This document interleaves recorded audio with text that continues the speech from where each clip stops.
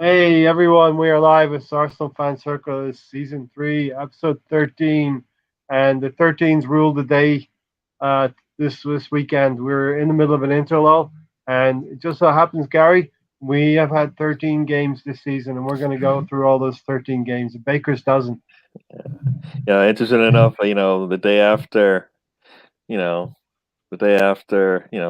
this week we had Friday the 13th, and as you said, we we are talking about our We're 13 really, games this season. I'm not sure if they're correlated or not, but yeah. Usually we go every Sunday, so we go on another episode. Now we're into 13 episodes, Mahir, into this season. So as Gary said, Friday the 13th, 13 episodes in this season 3 for our channel, and Arsenal have played 13 games. So what can go wrong, Mahir? Nothing in the upcoming weeks. I mean, we've got games versus that scum. Oh my days, that is going to be a huge game. But first, we're gonna have to go in. We're gonna obviously talk about it. But Leeds and Wolves. I mean, I don't know if I'm feeling too confident right now. yeah.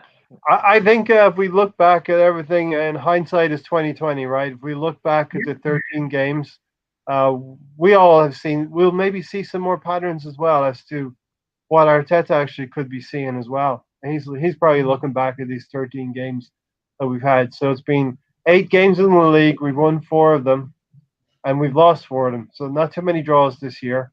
We had a multitude of draws last season, and we had 3 Europa League games. So we're top of the Europa League.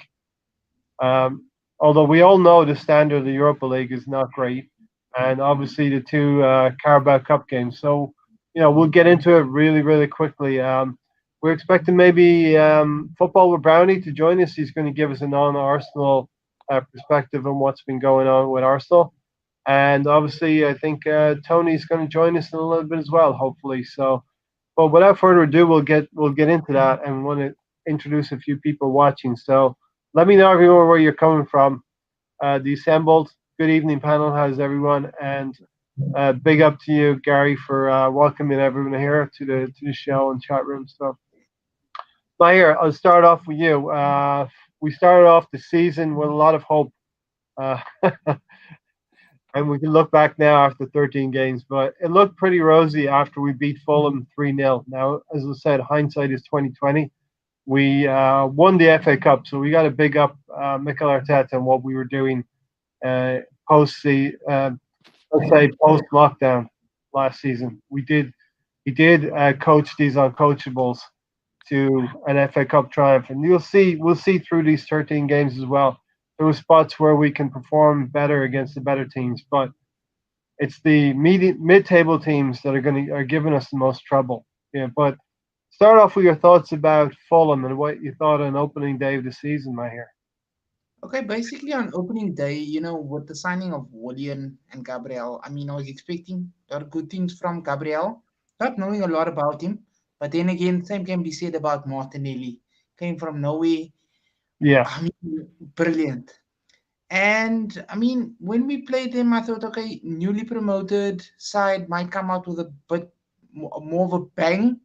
Like a team like Everton, for example, if you take like Everton in today's time, I mean, they went on a beautiful run of games where they were just everything about them, their team consistency and team chemistry. I thought it was going to be the same with Fulham. And doesn't William go and get a hat trick of assists, if I'm not mistaken? And we all thought, whoa, maybe he's not washed up. But then mm, again, the other side of people who actually know William will tell you, this happens one every 5 games or one every 4 games. You may get a consistent William. And unfortunately, I mean, we did come out with a win, 3-0, and we got gassed. We were gassed. But I was saying, let's just hold our cards close to our chest because let's see, let's take a game at a time, which is the best mm, method to do anything at. Take it a yeah. game at a time. And I mean, I was a little bit gassed also. I thought, okay, I wasn't expecting anything from William. And as we've seen now, I mean, shout out to everybody in the chats as well. Good evening to you all. Big up Steven, big up the assembled, big up everybody in the chats. We're glad to have you with us. And yeah, there's not much that can be said. I mean, 3-0 win, clean sheet. Only that we shouldn't get excited. Take things a game at a time. Because, Yeah. I mean, right now, we're only 6 points from the top, which isn't bad at all. Yeah, I actually predicted we would win of these 10 games, and we have 2 left to come of the 10 league games. I predicted we'd get about 19 points. So the most we can get at this point in time is 18, with 2 more wins against Leeds and Wolves coming up. But I want to bring in Tony. How are you doing, Tony? You good? I'm all right. Still kicking anyway. Definitely. That's the most important thing. Once you wake up in the morning, you're still kicking and screaming. You know, that's the most important thing, right? Yep. So you got a lot of people here give you a shout out, Tony. But gonna go to you next, Gary. Gary, your impressions. And before I go to Gary, let me just go to the assemble. He wants to know how many wins we think Arsenal can achieve for a top 4, and we think it is achievable. I, for one, think top 4 is still achievable. It's early days, and Mayer said we're 6 points off top. We're probably closer to the top 4 at this point in time. I think we need about 20 wins, 20 to 22 wins to get top 4. Sprinkle in a few draws in there as well, and you should be good to go. Gary, your thoughts? Yeah, it's going to be tough. It's going to be tough, and from what I've seen so far, I think it's going to be a challenge for Arteta to do it with the way things are right now. I would, if I'm seeing change, then I would, I think we can do it, but I don't know if we can do it, if we can afford to do it in the upcoming window. I'd like to see some change.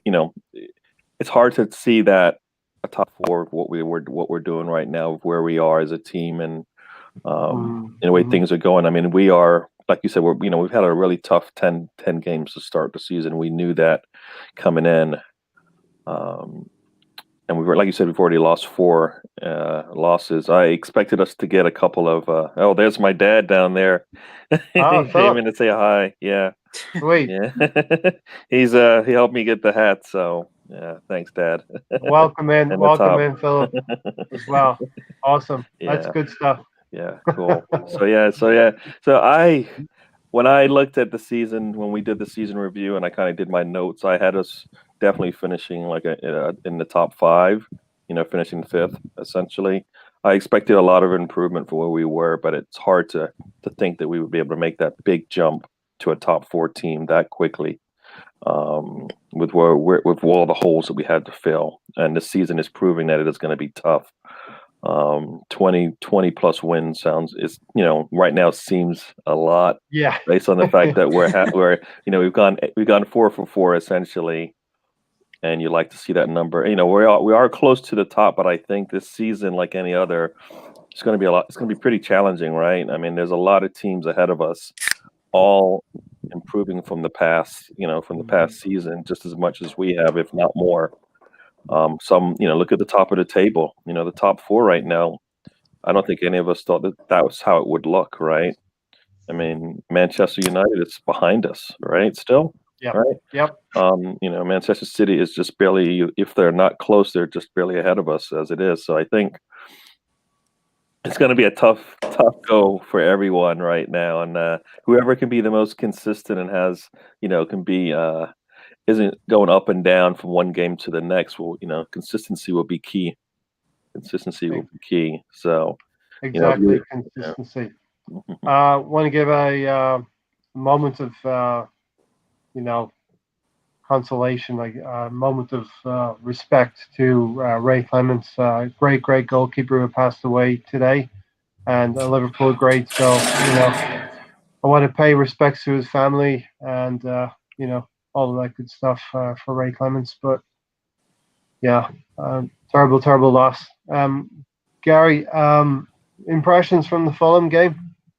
Yeah, from the Fulham game, of course, I was like anybody else. I was surprised to see William in there so quickly as a starter. I was expecting hopefully to see Pepe in there, because that's kind of where I thought we were going. Willian came in, he made an impression on us, right? He was all over the field. We've come to find out that Fulham is not one of the top. Is a relegation team as we speak, right? But you play the games that are in front of you, and we did what we needed to do there. Some of the things that I think we noticed in that game is that we had many more opportunities to score. We just weren't able to get that goal, get those goals. That's come back to haunt us as we speak, right? Because we're getting opportunities now and we're just not putting it in, and that's hurting us. Our defense, so I believe our defense has improved, but can they be the end all be all for us? I think we need to be able to do more than just be able to stop teams when we solidify in the back. So I think that game kind of was a nice starter for us. I'm not sure, I wonder, what the talk was after that game going into the next, as far as what Arteta felt how that game went, and did he see rooms for improvement from it? Gary, as the season goes on, was it kind of misleading as we've seen Fulham? It was kind of misleading to beat them so comfortably that they set unrealistic expectations within some of the fan base, maybe. I think we played the way based on how we played and based on where they are. I think we had.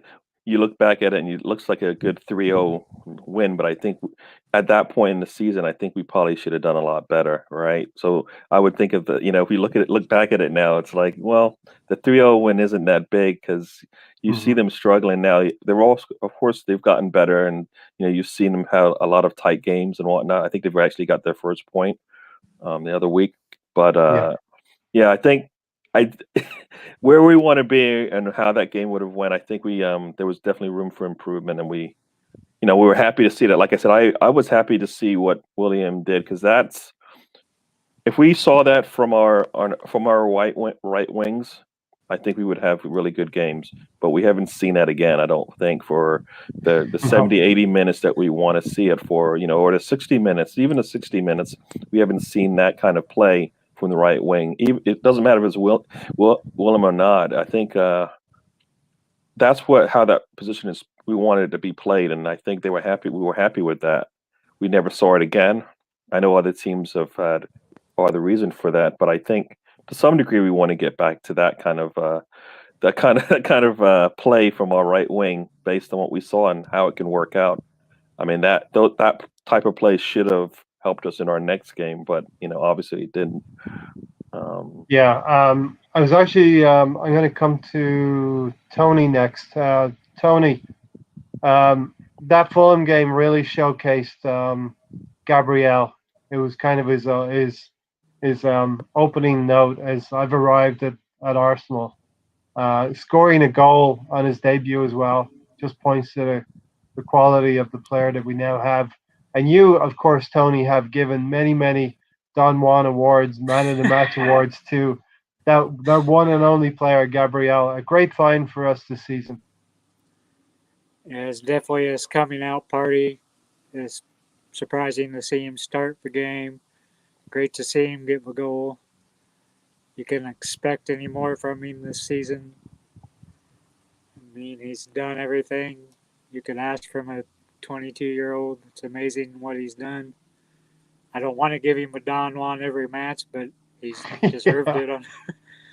If he gets a Don Juan every match, that means that we are under pressure in most games, and he's one of our better players in the back guard, in the rear of our team. But we want to give it for our forward players and see how it goes. Arsenal Lounge in here. Thanks, guys. I watched some of your shows as well. Nice show, guys. Still not sure why we signed Willian. And, this is probably a high point of the season, Maher, for Willian. Yeah, I mean, absolutely. But, I mean, right now he's not performing. So, in order to make things effective, I've actually located my own form of formation and the players that should actually be playing in those spots. And one of them right now, one of the main problems is that Willian hasn't done anything since the Fulham game. So we need to have Pepe Pepe needs to get on a run of consistent games and play more. The position I put him in is more on the right hand side, but up front, little bit behind Aubameyang, since he loves cutting in. And Gary, I'm sure that you and Tony know that left foot of his. Hoo, hoo, hoo, hoo. Yeah. And So maybe up front. Sam knows that he has a right foot as well, right? Yes, of course. Long John Silver. Yeah, but he had the stand on though. Remember, just to keep him up from falling over. It isn't really to be used. That's what Sam will tell you. Yeah. Long John. So, Footballer Brownie, and I'd left you the link at the start in the chat section if you want to join us, Adam. There's a famous old saying, you build from the back, which means the first building block is not to concede goals, and then you build from there. Definitely, I think we've gotten to that point at this part of the season. During the Fulham game, Gary, there was an incident between Danny Ceballos and Eddie Nketiah, who both of them were not selected for the first team against Fulham. They got into it a little bit in the rondos, and I thought Arteta dealt with that situation very, very well. But we saw the harmony in the squad in the next game against West Ham, where we did beat West Ham eventually 2-1. Yeah, I mean, many have said that that's just what happens in games when you're playing with each other. At some point, things do boil over, and this happened to happen right before the game. I think Arteta handled it well, and I don't think it seems like it wasn't a big deal. It's just blow-ups that happen. I like that. That's some good fire to have before a game, right? Yes. My only concern is we don't see that much fire on the field. You know, that fire that they had, that back and forth that we saw right before that game. I don't recall. Maybe I missed it, but I don't think I saw it as much in the game from the players when they come out there. That same fire, that same determination, that same grit that we want out of our players. So it needs to be channeled because we know it's there, and we saw it. They got punished for it. I think it's just a matter of getting it channeled into their game and their style of play when they come out there. I mean, Eddie takes that kind of thought process into a game. His finishes will be more clinical, right? It won't even be a matter of if he has a good shot. If they go in, no, they're going in. Ceballos, same thing, like you said in the next game, the combo kind of in the West Ham game. Yeah, the two came out, and we saw kind of what can happen when we work together. We saw in the 85th minute of that game, Ceballos working 1-2 with somebody on the left-hand side because he operates in that left side of midfield area, and he got through and played Nketiah in for a tap in. So all's well that ends well in the end, Gary. Yeah, and what that shows is that there are snippets of times in games that can be used as can be put up on the bulletin board. And look, this is what we want, right? We want this fire before the game. We want this style of play going down the field. We want these finishes when the ball's in front of the goal. We want this defense. I mean, we saw, like you said, I didn't mention it, but yeah, congrats to, Gabriel as the way he started and the way he's continued to play. We want that grit from our center backs, right? He's shown it, time and time again that he's out there and he's nothing, it's not going to overwhelm him. He's going to have his blips, which I think a lot of fans are going to have to get used to. He's not going to be 100%. He's not, and we of course right now we need to see him grow. He's growing pretty well. He's got a more pros than cons at this point, and that will only get better in time. So I'm looking forward to seeing how he is. A year, 2 years from now, we'll be looking back, not even remembering these days where he would have a blip one or twice a game. But I think in all, he's been really a welcome player on the team, and I'm glad he's here. Yeah, absolutely. Yeah. And this is why we are looking back at all of the games, because we're going to pick up on things through each of the games that we can talk about each member of the squad and how they've performed throughout the season. So we're going to interweave a lot of things in this program here in this video. So if you're enjoying the content during this interlull, hit the like button. As Mahir says, if you breathe oxygen, if you drink beer, if you like to have a good time, Maybe You not the stand in two legs. If you but have a right leg, go ahead and smash the living daylights of the like button. yeah. Thank you. Big up, my hero, Gundam News, and go check out Gundam News as well. He's got his own YouTube thing as well, so check that out. Give him a sub. Want to call out, shout out Darren as well. He said he was sorry for his downers on Twitter. Little things got to me today, and that's it. Don't sweat the little things, Darren. You know, Yeah. we're all behind you here, and don't sweat it. Move forward always, and don't worry about the past. We still got us, and you still got your hero Lee Dixon, so all is good. Um, but my here, I was gonna go to Tony because I wanted to talk about Lacazette, but you can talk about Lacazette and his first goal, Mahir, in the West Ham game. I mean, what can we say about Lacazette? To be honest with you, all the hate that he's been getting recently because of his dip in form, I don't know, you either on this side of the fence or you're on this side of the fence. Either you really love Lacazette or you want to see Lacazette go because he just hasn't performed even in his dip of form, and you would like him to be replaced by maybe a younger, more prominent striker.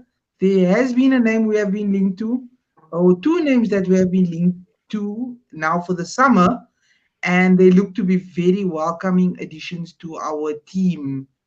So yeah, I'd actually love to hear from this guy here. What he's thinking of the movies.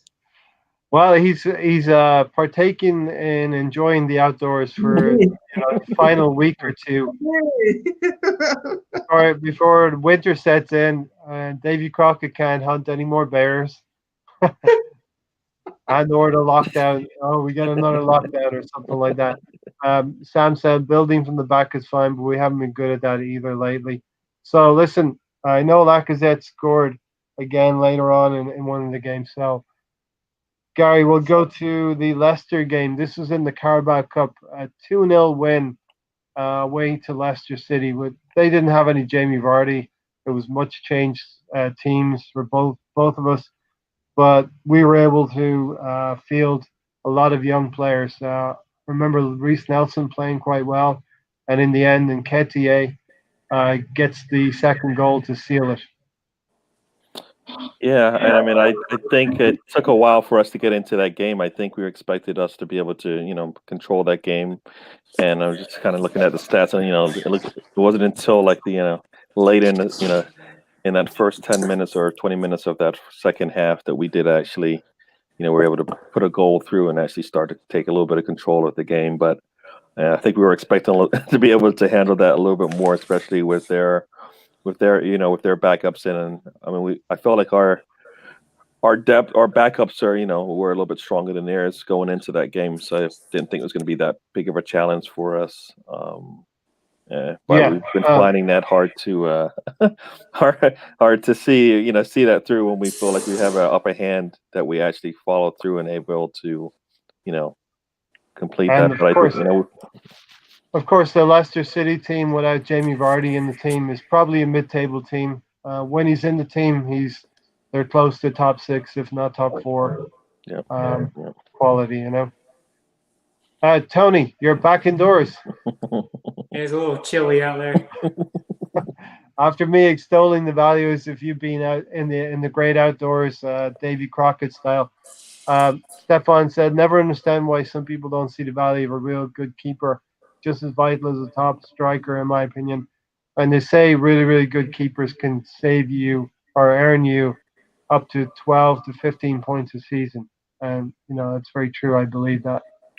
So, Tony, we are up to Leicester City away from home in the Carabao Cup.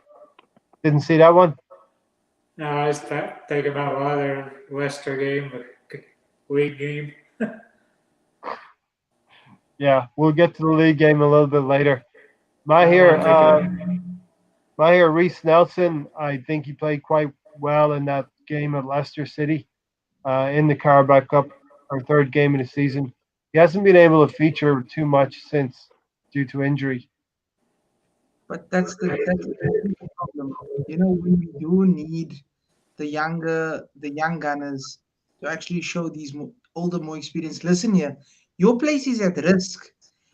Or like sometimes, the funny thing is, you want to trust the process, but at the same time, we don't know what exactly the process is. But like even like now, for example, if you're having a little bit of a running consistency, like I said, for example, scores 3-3, gets dropped. Um, Yep. Reese Nelson of lately, and Joe Willock rather, performing well in the Europa Leagues, dropped for the league games.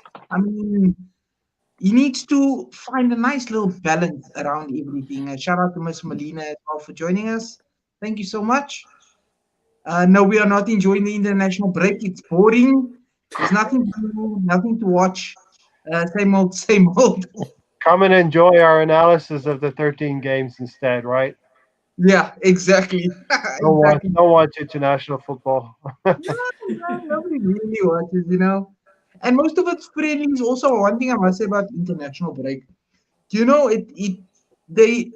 players of all the clubs, not only our club, are getting injured. And then when you need them now in the Premier League games or Europa League or Champions League games, just like that, they're unavailable because of some sort of reason, maybe because of even COVID sometimes. Shout out JK as well. GK, sorry, in the building. GK, Um, yeah. yeah, man, what can I say? We need to just find a balance.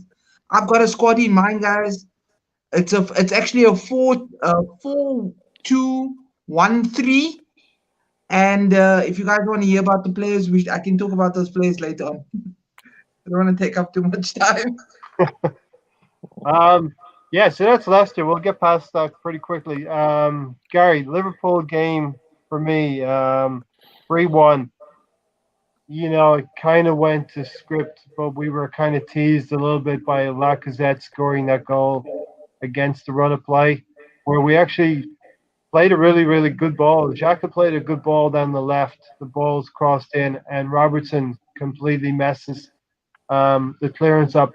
And the type of thing that's may happen to Liverpool this season because they don't have that calming influence at the back. They're going to make crazy mistakes. But Lacazette takes advantage of it by miskicking the ball, deceiving Allison, and score. We score 1-0. We're 1-0 up. Yeah, that, I mean, we're going into that game. I think all of us were expecting us to, hopefully play well.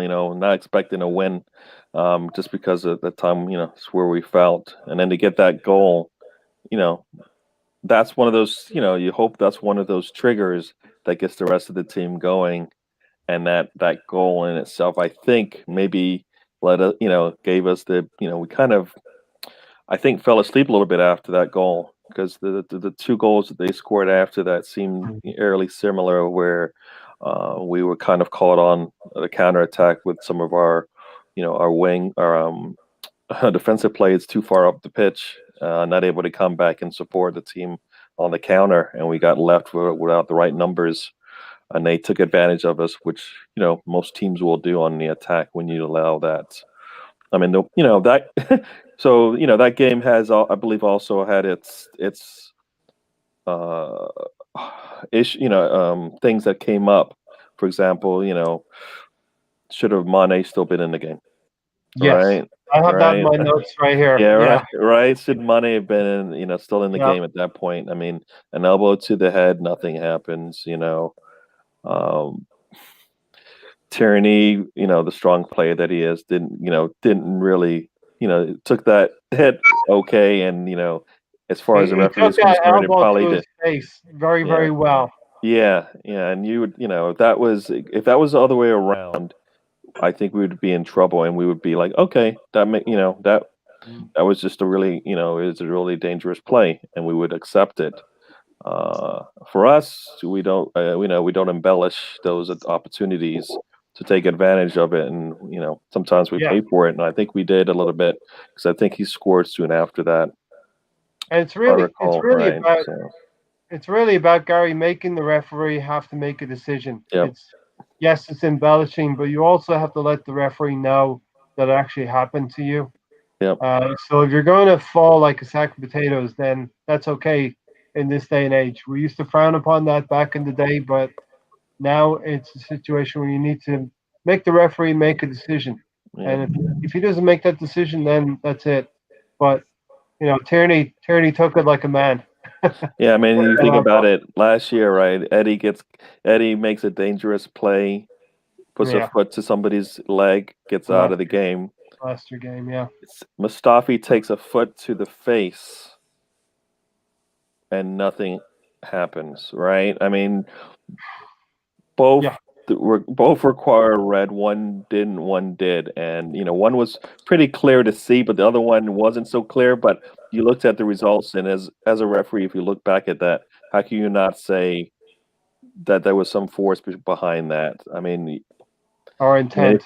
yeah, they have VAR for a reason. If you look at VAR, I mean, I always go back to it in my head. I'm like, he looked over, he could tell there was a defender there when he was about to swing that leg over, Mhm. and Yeah. it's dangerous play. I mean, kicking somebody in the head, I think, is dangerous play, Mhm. regardless of whether it was the intent is there or not. I But I think so that's I think we if that's luck or not, I think we kind of don't, we haven't been creating our own luck like you said, and those are things that you kind of like you said put in the hands of the referee and not try to always be I guess be the stronger one, and The nice ones. it always Yeah. goes back to haunt you sometimes. But I We're think like sometimes too nice. yeah. Yeah, so that game, and I think in that game once again we had our opportunities, right? We don't get a lot of opportunities to score, but we had at least 3 or 4 opportunities in that game, right? To at least get a goal back, and then maybe that third goal doesn't happen, or it goes either way at that point because both teams are hanging on to a point at that point, so they don't want to do anything too rash. Yeah, and we finished the game losing 3-1. Somewhat a facile way of going down and losing in the end. Jota scores.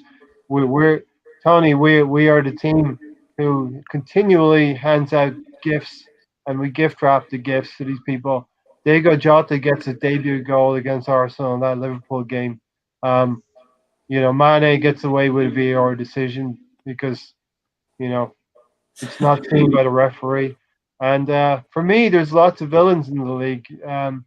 As Gary pointed out, you've got Jamie Vardy. For me, he looks for these things to put his mark on defenders. Mane is there as well, and of course Harry Kane.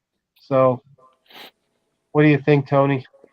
Yeah, I think there are definitely three of them that look out for dark arts, try to get the stupid cards. It needs to be knocked out of the game. They need to get 3 game bans for pulling bullshit like that. As So, far as the game itself, I think we would have got a point if Gabrielle started. yes, good point. So, we're seeing patterns here, all of us. Gabriel has 2 very good games. Very secure at the back. We concede 1 goal against West Ham, and he's got a clean sheet, and he scores against Fulham.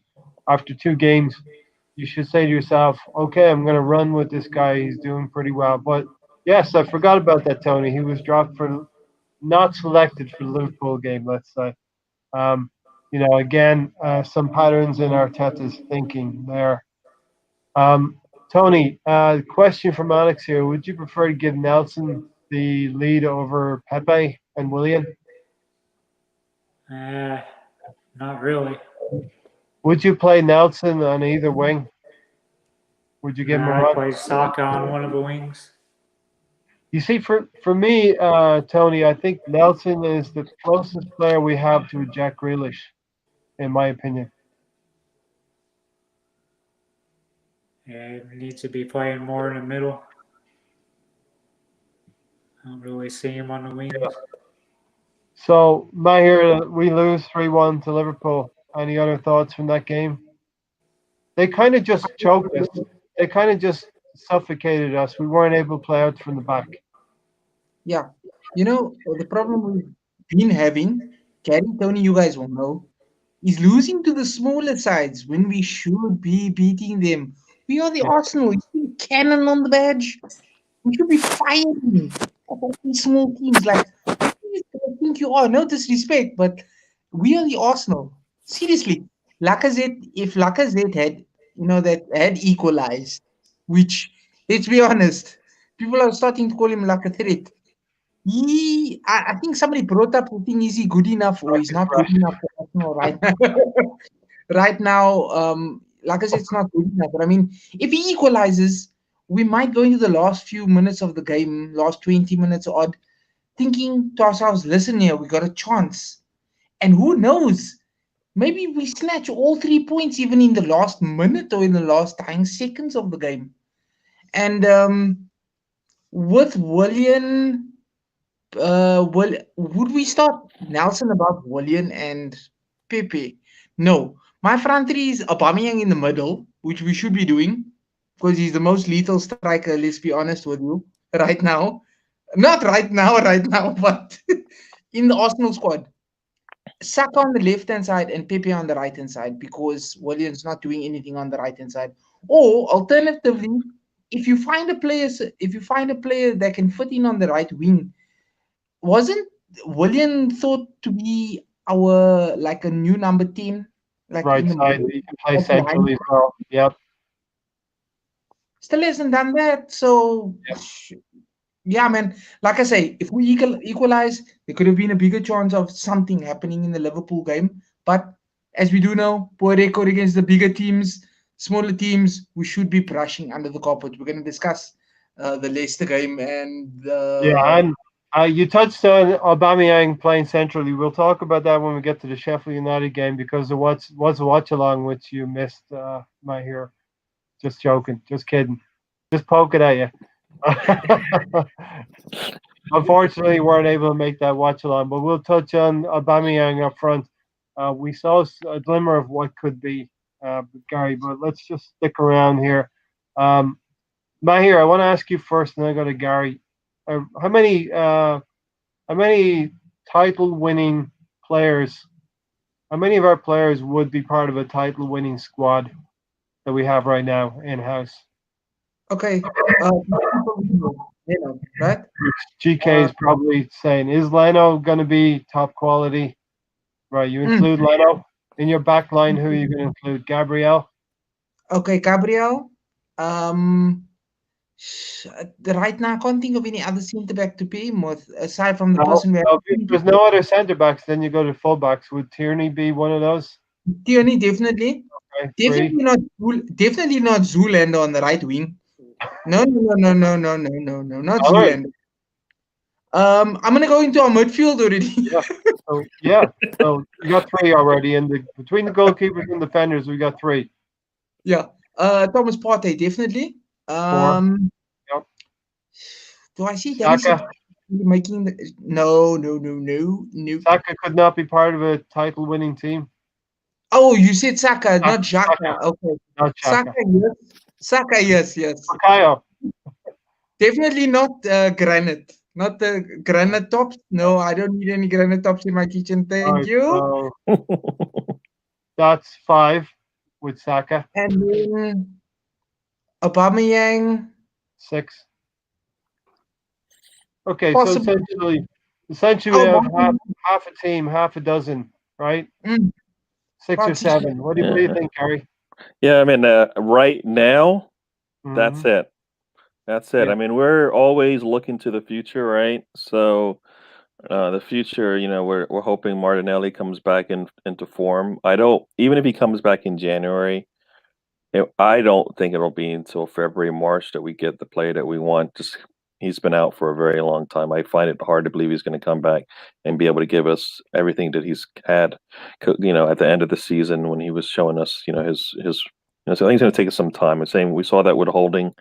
I think even Chambers, we've seen it takes a little bit of time to get back to where you were. Bellerin had the same thing, right? Knee issue. So it's good. Those are the 6 right now that we can build around, and those are the 6 we should be building around.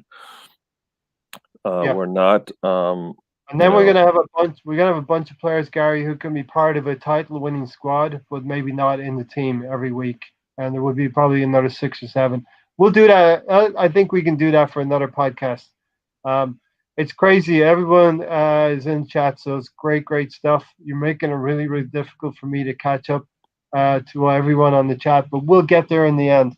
All right, so we lost to Liverpool Gary, we lost to Liverpool, and then we went back to Liverpool for a Carabao Cup game. It was the first time this season that I put my neck on the line here. I put my reputation on the line, and I've been doing pretty good that way. I predicted we would get something out of these two games. Lo and behold, we did get something out of two games, but it was a 0-0 draw. We didn't play really well, but we got through it on penalties. The high points were probably Ainsley Maitland-Niles calmly taking penalty in the shootout. But a criticism I know that you had of the game was Nketiah not taking shots when he was there in the 6-yard box, right? Remember that one? Yeah, that's been telling of this season that it isn't sometimes the shots we do take that we miss. Is some of the shot. It's a lot of the shots we don't take inside the box, right? And we saw that in that game. I mean, we saw it. I mean, there was the Nketiah shot. Hello there, Mr. Hi, Adam. Hey guys, how you doing? How are you all over the other side of the pond? Very, very Doing good. Doing good. Just before we get into it, I want to just shout out Darren as well. I did see your Derek Ray interview, and I really, really enjoyed it, Darren. So if anyone has an opportunity, they've got 30 minutes. Derek Ray had a lot to say. Darren did a good job interviewing Derek about it. So, Gary, getting back to that game, like you said, there were a lot of opportunities we didn't take. I think Suarez, Cedric had a couple opportunities that we all when we talk about our right backs, we look at him and he's had opportunities to show up and show us what he can bring, especially on the attacking side. And that game, he had a couple of opportunities that I would have liked to have seen. Get at least put a little bit of pressure on the goalie, and they did not come close. That in that game. So I think yes, that's the shots we take that are far off course, and then the shots that we don't even take, and you don't even those opportunities that are lost. So it's hard to when we look at our shot counts, sometimes they're low, and then if you go back and you look at the game, I think you can count probably on your hand how many times we had an opportunity to shoot and we didn't. As soon as you get in the box, I always felt like your first thought should be, I should be looking to score here. Worst case scenario, it goes off somebody's leg and goes in. I mean, you know what I mean? Like that should be the worst opportunity, the worst thing that happens when you get inside the box. If you're inside the box, you should be trying to score. Your head should be up. They shouldn't even. A lot of times, we're not even looking at the goal. The defender can turn his back, and we wouldn't even know. Because. I think with Partey, we're going to have a few pot shots from outside the box. But Adam, I'm going to bring you in now. We're 5 games into our season. Yeah. We've reviewed the first 5 games. We as Arsenal fans can see some patterns. You not being an Arsenal fan, it's valuable to ask your opinion on what you've seen from Arsenal. And, Molina said Martinez should not have been sold. I definitely agree with that. He was the better goalkeeper. There's some things that Arteta's done he's going to have to live with, and there's some good things that he's done. So take it away, Adam. Well, as a Cardiff City fan, big up your Cardiff City fans around the world at the moment. Probably me and a couple of other guys. But Aaron Ramsey. Aaron Ramsey, I know. I'm 42 years old.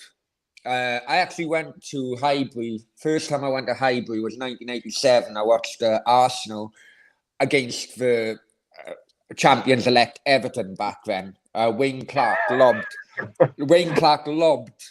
John Lukic from basically the halfway line. And for everyone in the chat, if you have spare 5 minutes, look up on YouTube that goal. But anyway, I'm digressing a bit, so I apologize. The point I'm trying to make is that season was basically George Graham's first season in charge of Arsenal.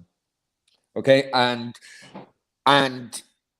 he embedded a defensive mentality, throughout his years of, as I mentioned in the chat back earlier on, there's a famous old saying which means that you build from a back. You build from a back. That should be your first block. You know, you don't concede the goals. If you don't concede goals, you would at least leave the game or finish the game with 1 point. And it's from that is the first building block, and then it goes on, you know, throughout the team. I can definitely, as a non-Arsenal fan, I can assure you, and this is not a wind-up, but I can definitely see progress made under Arteta, and I can see where he's getting at. It's a bit different now because of COVID and FFP rules. Now I know FFP rules have gone a bit more flexible this year, but let's be honest. Let's be completely honest here. COVID, no one knows. You know what the future lies ahead. No one can tell us a precise date of when crowds are allowed back into stadiums, when advertising revenues are get back to where they used to. No one knows. No one knows the incomes of when the no one knows when the levels of previous incomes for football clubs will come back. Okay, so we have to, you know, football fans really need to stop being, you know, quick off the mark and caning Arteta and caning the players and so on. You know, we're going into a period of unknown. And any sensible owners of a football club would think, right, okay, let's just play it safe, make sure that our business can still, you know, breathe whilst everyone else is underwater. And, you know, with FFP comes in, you can't do a Jose Mourinho and Abramovich era where basically they just bought a whole squad in one summer. You know, so you have to, it does take progress. Now, George Graham back then, he went 87, he won it in 89 and won it in 91. Then Wenger, I don't know how long it took him, but, you know, if you want to go back... season. He won the league in his first full season. Full season, yeah, because I remember he did join in September, so it was the following season. September, yeah. But he had already had the beauty of Wenger was he already had George Graham's famous back five. Yeah, he inherited. And I'm sorry, take Sol Campbell out of the equation. In my opinion, as a non-Arsenal fan, Wenger didn't buy one single proper defender. He had Ashley Cole, which came through the youth ranks, and he had Sol Campbell, which he may not have got if he wasn't for a free transfer. And Kolo Toure was a midfielder who was converted into a central defender. But he didn't. One of Wenger's main faults was he didn't think about the defence. He didn't focus on the defence because it was all ticky-tacky football. We wanted to be Barcelona 2.0.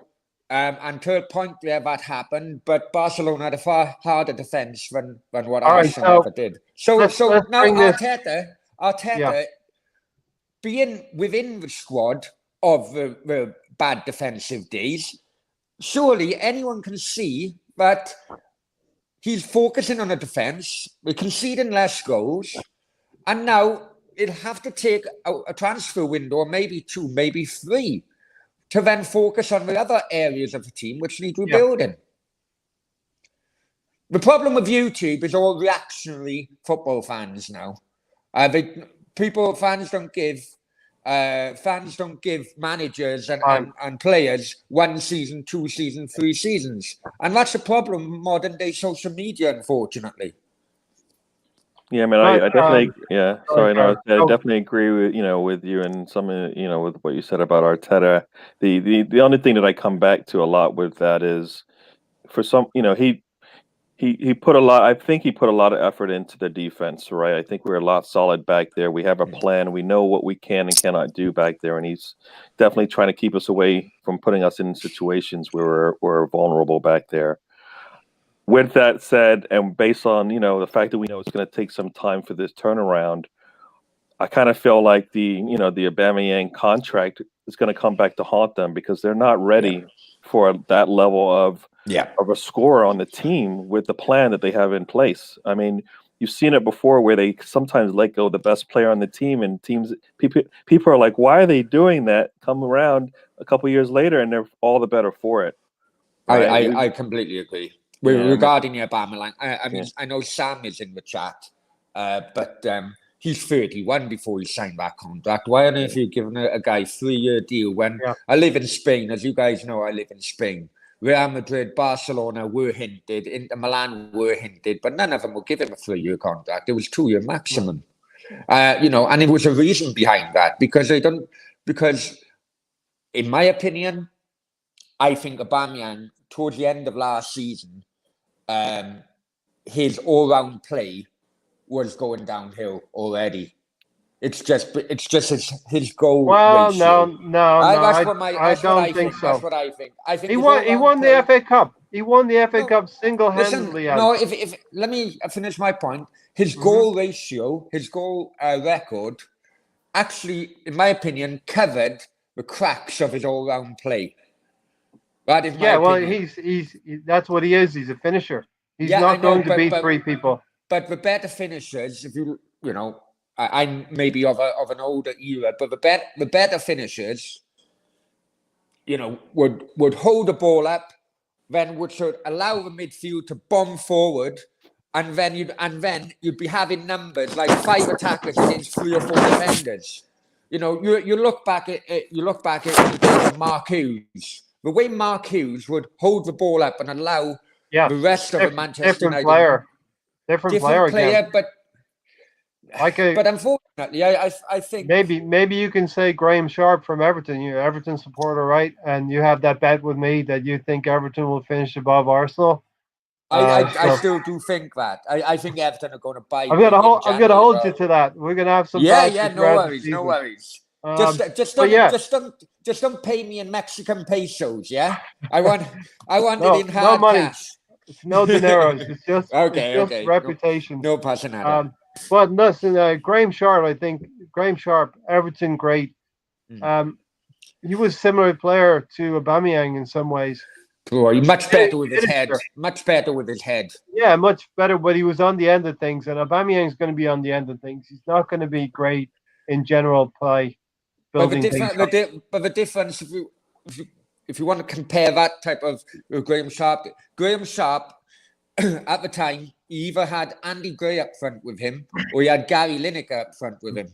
And we all know what Gary Lineker done in the '86 World Cup. That's when he transferred to Barcelona. The difference being then, you had 2 guys up front, a striking partnership. Now, I know people are saying that, okay, you've got 3 up front these days, but it's not really a 3, let's be honest. Because sometimes it can be a 4-5-1 because the 2 wing would come back into midfield positions. I do think that football as a whole needs to go back to a striking partnership because it can be very, very frustrating and lonely if you're a single guy playing a lone striker role. It's not a dating site. It's not a dating game. It's football. I know, but you help each other out. One holds up the play, one follows up. I got you. And in previous podcasts, I've said let's go with 2 up front. Let's play Aubameyang and Pepe together. Aubameyang can cover the inside left channel. Pepe can cover the inside right channel. It could be something to do in the future. And like you said, Adam, we have got the back sorted now. About 3 or 4 podcasts ago, I said it's time to start opening up the corkscrew and let the fizz come out of the bottle. Because that's a good analogy. That's a good analogy, especially after the weekend I've had. Arteta needs to open things up. He's been too wedded to the senior players.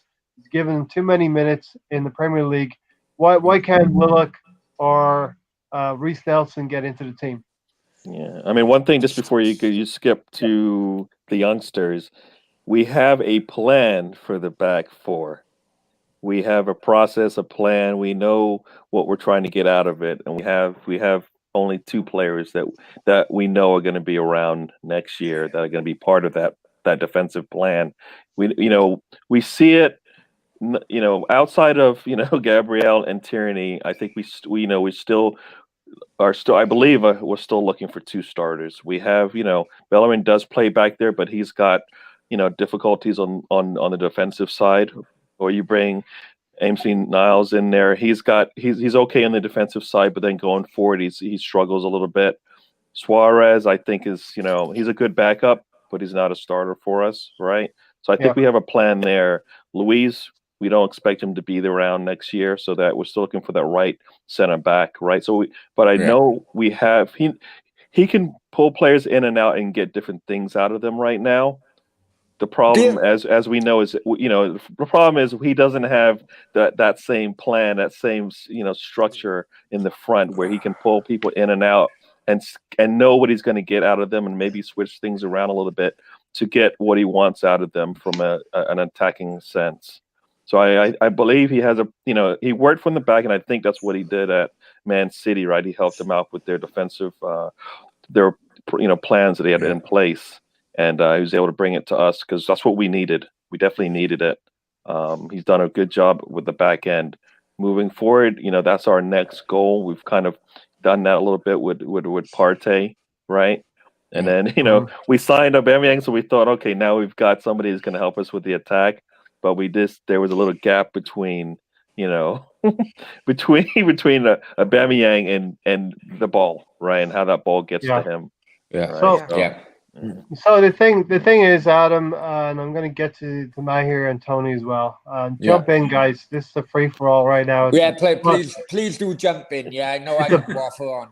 And I forgive me if I can't keep up in the chats. It's just this is good stuff.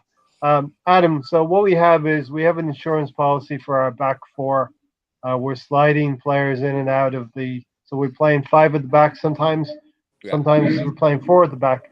That doesn't allow us then to get players into midfield easily, and the forwards are suffering. There's no link between our midfielders and forwards. What does Arteta need to do here? Is he too rigid? I can kind of link my previous point to this one, which is if you're playing 2 up front, if you want to play 2 up front, unfortunately, the old system of 4-4-2. You need to still have a 3 in the middle of a park. Mm-hmm. So I do think Arteta knows the formation he wants to do going forward. It's just at the moment he doesn't have the players to do it. He does want to play a 3-5-2, I think, in my personal opinion, where the two wingers actually wing backs. So in times of defending, they come back to make a back 5, and in times of attacking, but you still need to keep a 3 in the middle of a park. And that is the missing link at the moment, I think, for Arteta and not getting his team higher in the league. They need a Hassam Aouar or someone, who is a creative midfielder. I have a speech impediment, as you probably can. So I am not going to even attempt to mention Lorenzo Pellegrini. Let's go with Pellegrini. We'll go with Dominic. Okay, so let's progress this. What we'll do later on is we'll group the Europa League games and we'll talk about them in unison because we got into some good discussion here. The next game, Gary, I'm going to go to Tony actually, because I want to include Tony and Mahir a little bit more as well. Tony, you were involved in the watch-along for the Sheffield United game. Adam, I don't know if you saw the Arsenal-Sheffield United game where Arteta reverted to bringing Aubameyang as the central striker, Saka on the left, Pepe on the right, and they had 5 minutes of magic, Tony. Yeah, pretty much. That was the whole game, just right in that 5 minutes. Yeah, so great combination play where Aubameyang was involved, and I think it was Bellerin twice, and Bellerin crosses the ball for Saka. He's got the header, and he slots it away. And the podcast we actually did was, did we see a sign of the future, Gary, in that game? We thought we did.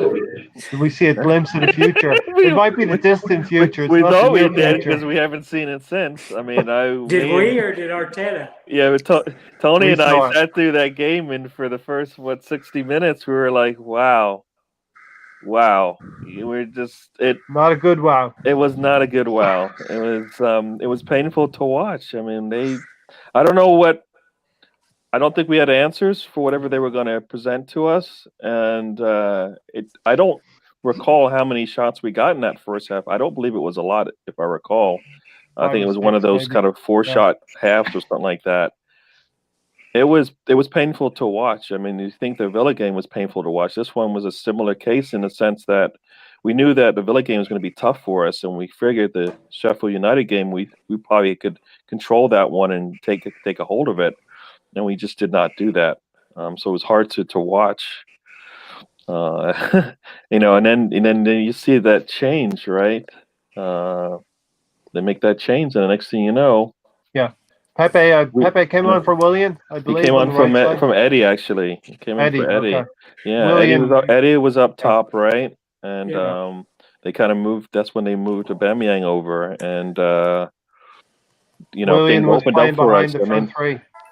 and then when people nod their head about Aubameyang in the middle, they're only thinking of the goals and the hold up play that he may not be able to do. But just think about it. He moved to the middle. Now they had somebody that threatens them from a scoring perspective. Yes.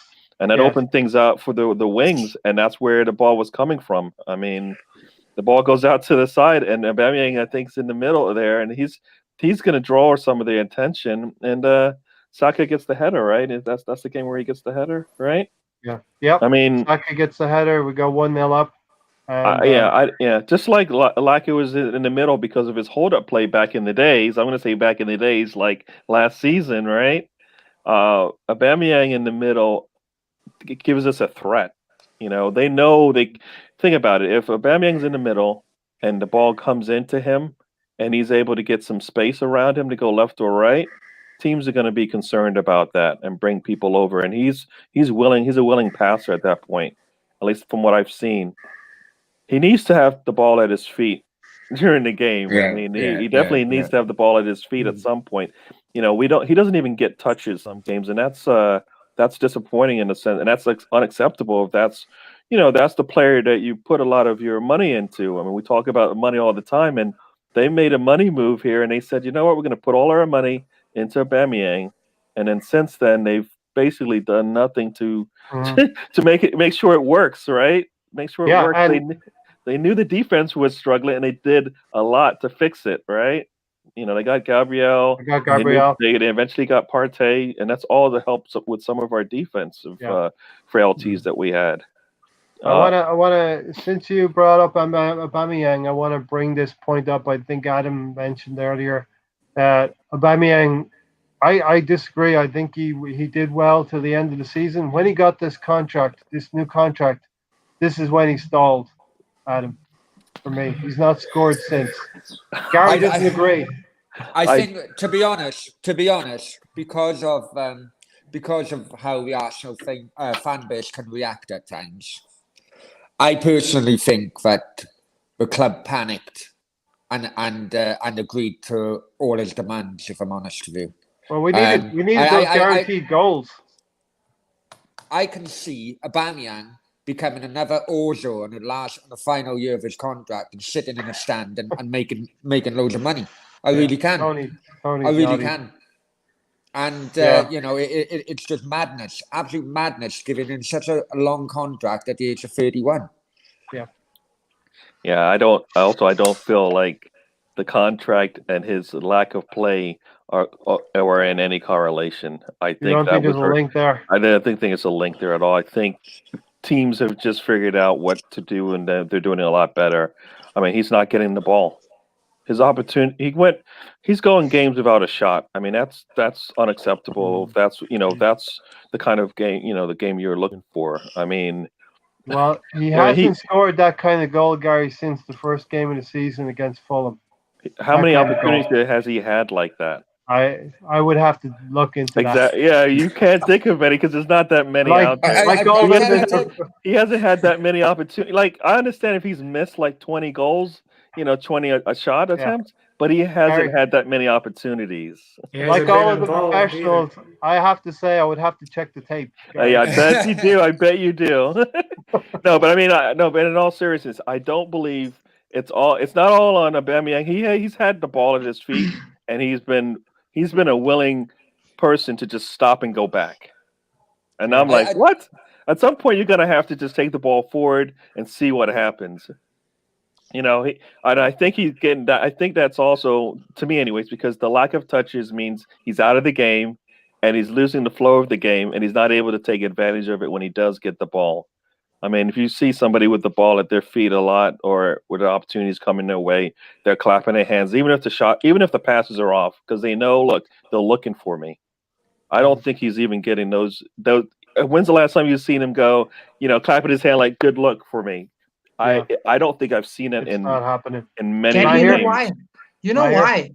No, do you know why? It's a lot of the times that our attackers have to drop back so deep. They actually become a 6th or 7th man in defense, which is ridiculous. I mean, surely there's enough. I personally believe there's enough quality to make top 4 if we get a consistent side together. Like I say, players in the right positions, playing game in, game out. Adam, I love your energy. And I just wanted to welcome you myself as well. Cheers, To my the friend. Arsenal Cheers, my fan. friend. All right, Tony, you want to jump in? Yeah, to me, the biggest difference is Maitland-Niles hasn't been playing. That's the really only time that What Dubois is up playing with good that? and scoring. Without him back there, he just doesn't do anything. Yeah, Can I just say something? we all. Can I just say something regarding the Arsenal attack? Yep. The amount of money they spent on Lacazette now and Aubameyang, if you put the two contracts and transfer fees there, I'm astounded how much Arsenal have paid for a strike force that can't head a ball. Yeah. You know, Adam, all the crosses that are coming over. No. When's the last Adam. time? When's the last time Evo scored a couple of headers? Let me tell you one thing, Adam. Under Arteta, Aubameyang has scored more headers under Arteta than any other coach. Is that two? Is that a good He has number? scored. He scored. Is that a good number? He scored 2 2. headers. Well, there you go. And Tierney, No, I have noticed. three. There's my point. Giroud scored like you're right though. He did score a lot of goals. Okay, let's get this back on track. I'm looking bad here. No, Apologies. You told me to take notes. I didn't. He told me to take notes, but yeah. Gary, we 1-0 up with Saka scoring against Sheffield United. Take the Pepe goal in the Sheffield United game, Gary. That's what you want, the game to open up on that right-hand side, right? You saw a lot of space between players open up. The passes were crisp, making it out. Pepe gets the ball, he's looking at the goal as he's moving towards it, sees he's got opportunity to put that ball in the far left corner.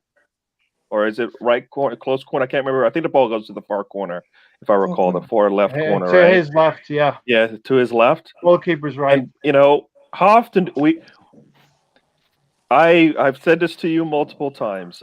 Take those 5 minutes, record it 1,000 times, and look at it over and over again and dissect that. Put it on loop. Those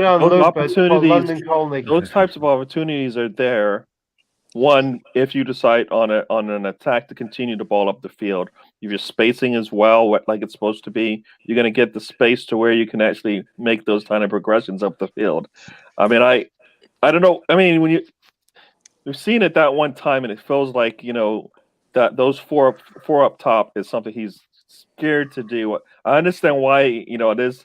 I want him to do these things, but I understand why he doesn't, because he knows he doesn't have the players that are going to track back on a counter and be able to be there to actually support the back line that he knows isn't where it wants it to be. But at some point in a game, you're going to have to take that advantage.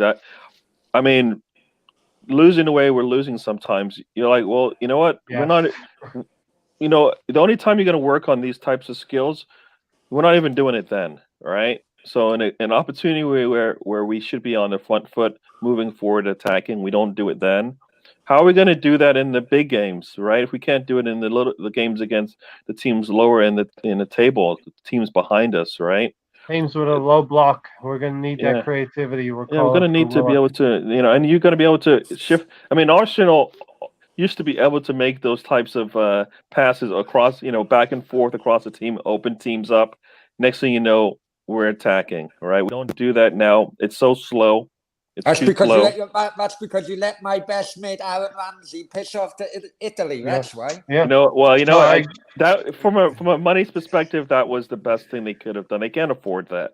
They made many bad money moves, right? I don't agree. I believe from a money's perspective, I believe they did what they thought was good at the time because they didn't want to spend the money. They spent it wrong in other places, and that's the problem. Would you switch it, Gary? If you had the opportunity. This is how I looked at the Ramsey situation. For every 1 or 2 good games that we got out of him, there were another 5 that he was either injured for, or we just didn't get anything out of him. And that's kind of like that was my concern with why you would, same reason why we look at the William deal, we look at all these other players' deals. I mean, Mari and Suarez got 4-year deals with only 5 games played. How do you get a 4-year deal with 5 games played between the two of them? I don't look at that as good money management, good business, right? Hell no, Gary. Right. So that's why Ramsey from what he gives us, yes, I like that play. I never saw it enough to say, you know what, it's worth it. And if you're going to look at a player and say, you know what, does he give it to me? Will I get 30 games out of him from a season? Then yeah, it's worth the money. I don't think we were getting that, and that's the problem with that deal, right? I mean, I remember Mahir and I talking about that, and we couldn't play. There was no way you could play Ramsey 2 games a week, and we did lineups for I think it was Watford away from home, and if Ramsey played that Monday night, he should not have played in I think it was Napoli on the Thursday night. And he got injured at Napoli, and that was the end. The last we saw of Aaron Ramsey, unfortunately. But if you look at it like this, so Aaron Ramsey, how old is he now? He got to be 29 now, isn't he? 28, 29? Knocking on 30 for sure. Right? Now, Juventus offered him 400,000 a week, reportedly. That is 1.6 million. You times that by 10 because 2 months of the year players don't get paid during pre-season. Right, so you times that by 10, it's 16 million. Now, remind me again, how much did Arsenal want to buy Hassan Mawafa? How much do they want to? You're only talking 16 million per season. If you give him a 2 or 3 year contract, that would have helped you. Look, Adam, chances of winning games. Yeah. Adam, as much as we love Ramsey, we freaking loved Ramsey. My cousin till today still says, "Oh, the Welsh," and I'm like, "Yeah, you're right, the Welsh." And we won 1-0 tonight. Thank you. Wales won 1-0. No, but I guess I think I lost my mic here. But on the Ramsey thing, if you look at how we play Saka right now, and what we should be playing, the way we should be playing with him, he can't play every game. He's not at that point in his career where he can play. And I believe Ramsey is at that point in his career was in the same spot. He wasn't healthy enough to play multiple games a week, games that are close together where he doesn't have enough time to recover. And we saw you that. have to manage the players. You have to manage exactly. The players. So it took bad management at the top to screw everything up to where eventually they decided to make the one good deal and they did it with the wrong player. But all the other deals they did kind of put them in that situation where, you know what, we're not going to spend this money on Ramsey, right? Because they've already messed it up. They've already messed up the dealings with all the other players, right? And now Ramsey comes up and he should be the one that stays, but we can't because we've screwed up all the other deals that we have in place. Alexis. We put so much money into all these other, all these other players that we couldn't do. Because of Ozil. Let's get back to Pepe now. Hang on. The answer to Stephen's question is the World Cup semi-final in 1990 against West Germany. I just wanted to put that out there. And I just wanted to leave it up because he's one of that lot's striker, Gary Lineker. So anytime we can talk about the shit and shit themselves as well. You know what I mean? Yeah. Adam, what's from looking outside in? What's your take on Pepe? A dud, an absolute dud. I think Arsenal got bent over left, right, and centre by his former club and his agent. Are you looking at the price tag, or are you looking at the performances? Probably a bit of both, if I'm honest with you, because the price tag does blind people on the kind of performance rating and performance in which is in front of you. Personally, I can't see him being better than many players who are already in the Premier League. Jack Grealish was quoted cheaper than what they've agreed with Pepe. I just think they've been done over left, right, and centre on this deal. And if I was in charge of Arsenal, I'd cash in on him now. Yes, you're going to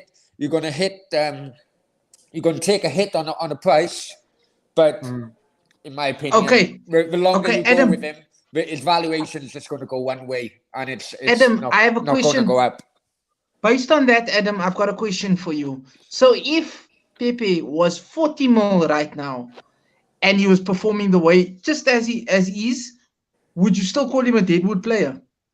If he was, sorry, I didn't catch the beginning of that question. I do apologize. 40 million. If he was 40 million, valued at 40 million. I think it's much less of a gamble, obviously, for the club. No, but would you rate him as a dead player then, based on his performances? Or would you give him more time? I'd probably give him more time in my head, if I'm honest with you. But it used to be an old saying: any foreigner coming over is way before the madness of following football these days. But you'd always give them at least a year to settle in. Now, I've many years ago, I worked for a football agency, and we were part of the Aaron Ramsey deal, but we were also part of other deals. And what football fans don't understand really is that a player could come over, from the UK, from another country, doesn't know the language. His family and probably children need to settle. There's far more to it than just changing the colour of his shirt on a Saturday afternoon. And mentally, that can play games with you. I understand that. And that's why it always used to be the kind of line of, you give him a year to settle. But I think the time is going on with Pepe now, and if he doesn't step up to the mark this season, I think Arsenal really need to cash in. I've said it. Sorry, I've said it before that I think the Pepe deal. If you take the combination of Tierney, Pepe, Partey, Gabriel, and you kind of switch the numbers around, Pepe deal isn't as bad, right? If you just switch the numbers around. Right. Yeah, and so we've gotten good value in some of those transfers. We've gotten not so good value. I understand your point. No, I understand. If you average it all out, it's not terrible. Like Tierney, you could easily pay 50 million. Should have paid 50 million for Tierney. We paid 72 million to Lille for Gabriel. Yeah. I mean, for what we want to get at, we've done well on our back, right? Partey, Gabriel, and Tierney. Those three are worth it, right? Those three are worth the money that we spent on them, and we went to the cleaners on the Pepe deal. Let's be honest. I do apologize for jumping, but let's be honest. I'm from an age where Alex Ferguson's transfers, many of them were dead, but because of the successes he had, it covers the cracks of his dead. I mean, I remember Massimo Taibi, a goalkeeper they spent for £30 million. On his first game, the ball went under his legs and went for a goal. He was never seen again. The one Sebastian Veron. Yeah. Yeah, he went to Manchester United. Absolute dud. Who's that? Even the best of managers. The winger from PSG. He went to United as well. He was terrible. Yeah, as well. Francis Jeffers going to Arsenal. Francis Jeffers going to Arsenal. And not every whilst I understand, not every transfer is going to work out for one reason or another. Yeah, I do think though, but going back to the gentleman's comment just then, you can't have T&E transfer, and you can't cover up the mistake he's done with Pepe regarding evaluation. A lot of his goals were penalties. For Lille. Yeah. And I don't care what anyone says, right?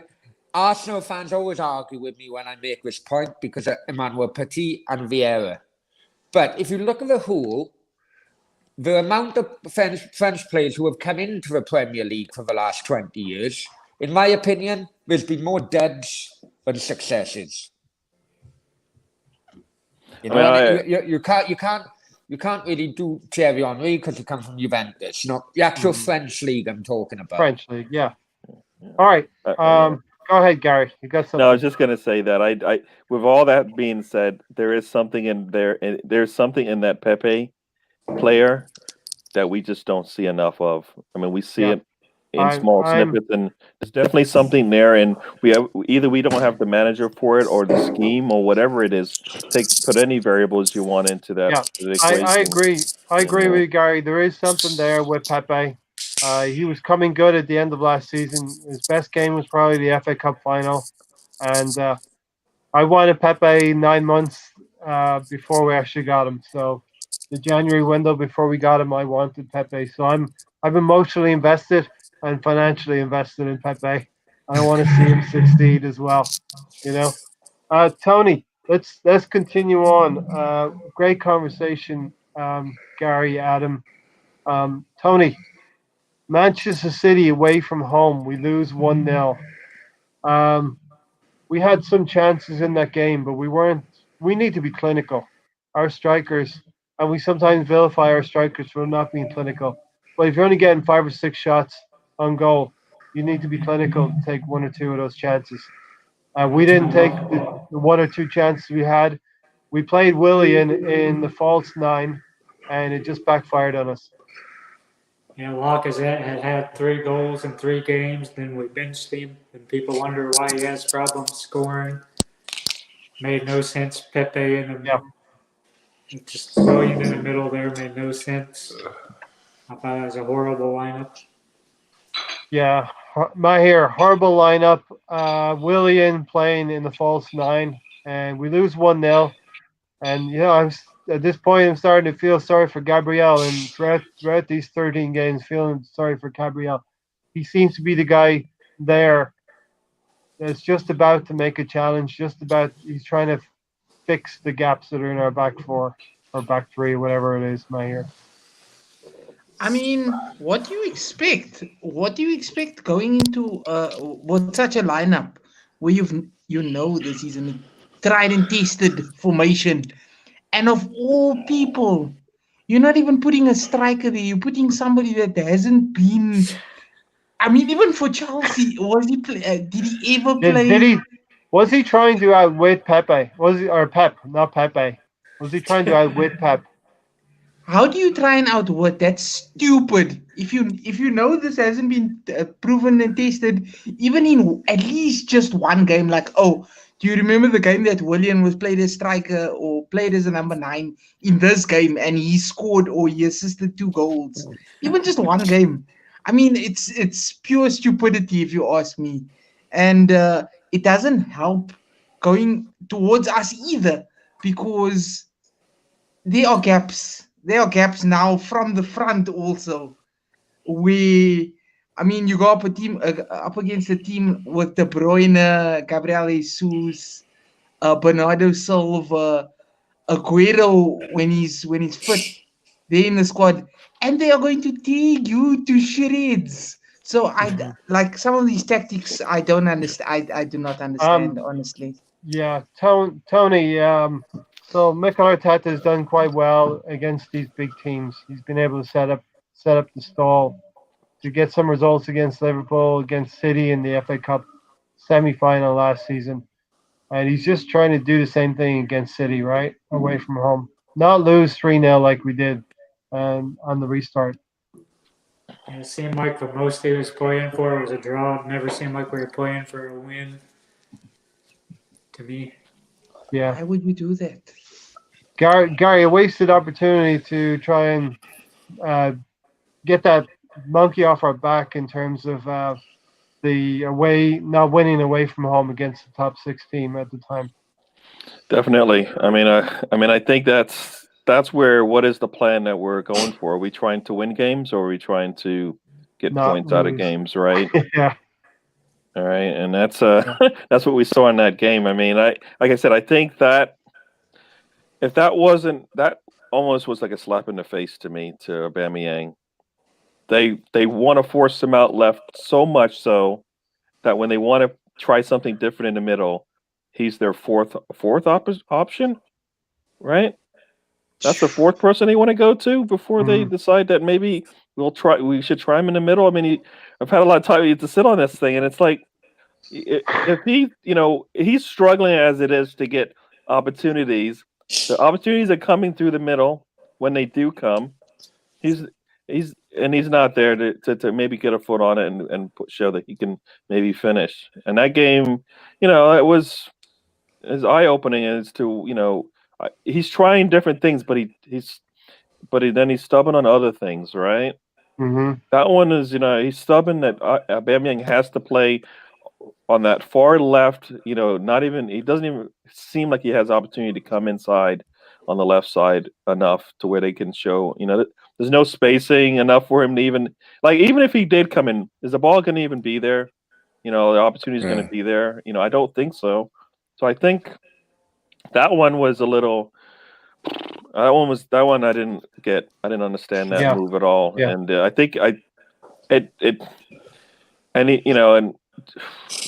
would have liked to have seen. And we get caught out by a poor goal. Every goal is avoidable, right? It's a poor goal. Yeah. Bellerin gets done over pursuing. Right? Those are the margins we play.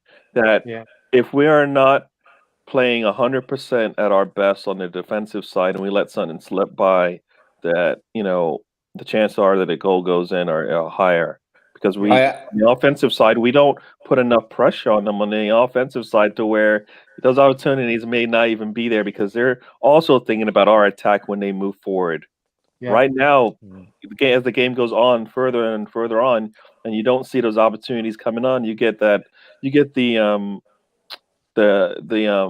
what is it called? The courage and the the good feeling that, if we move forward, we'll be okay, because they're not going to be able to attack us. And when we get that one opportunity, we're going to get the best out of it. And we saw that in the Leicester game, right? We saw that same thing happen in the Leicester game that we saw in the Man City game. They got that one opportunity that they needed, and they were able to get the point out of the game that they wanted. And we weren't able to do that when we needed to, and even after we scored a lot, even after we scored that goal, Maher is fanning himself there because he's in the southern hemisphere and it's summertime down there. I know.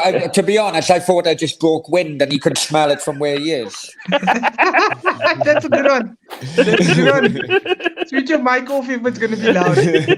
Like you were saying before, one of us rudely interrupted.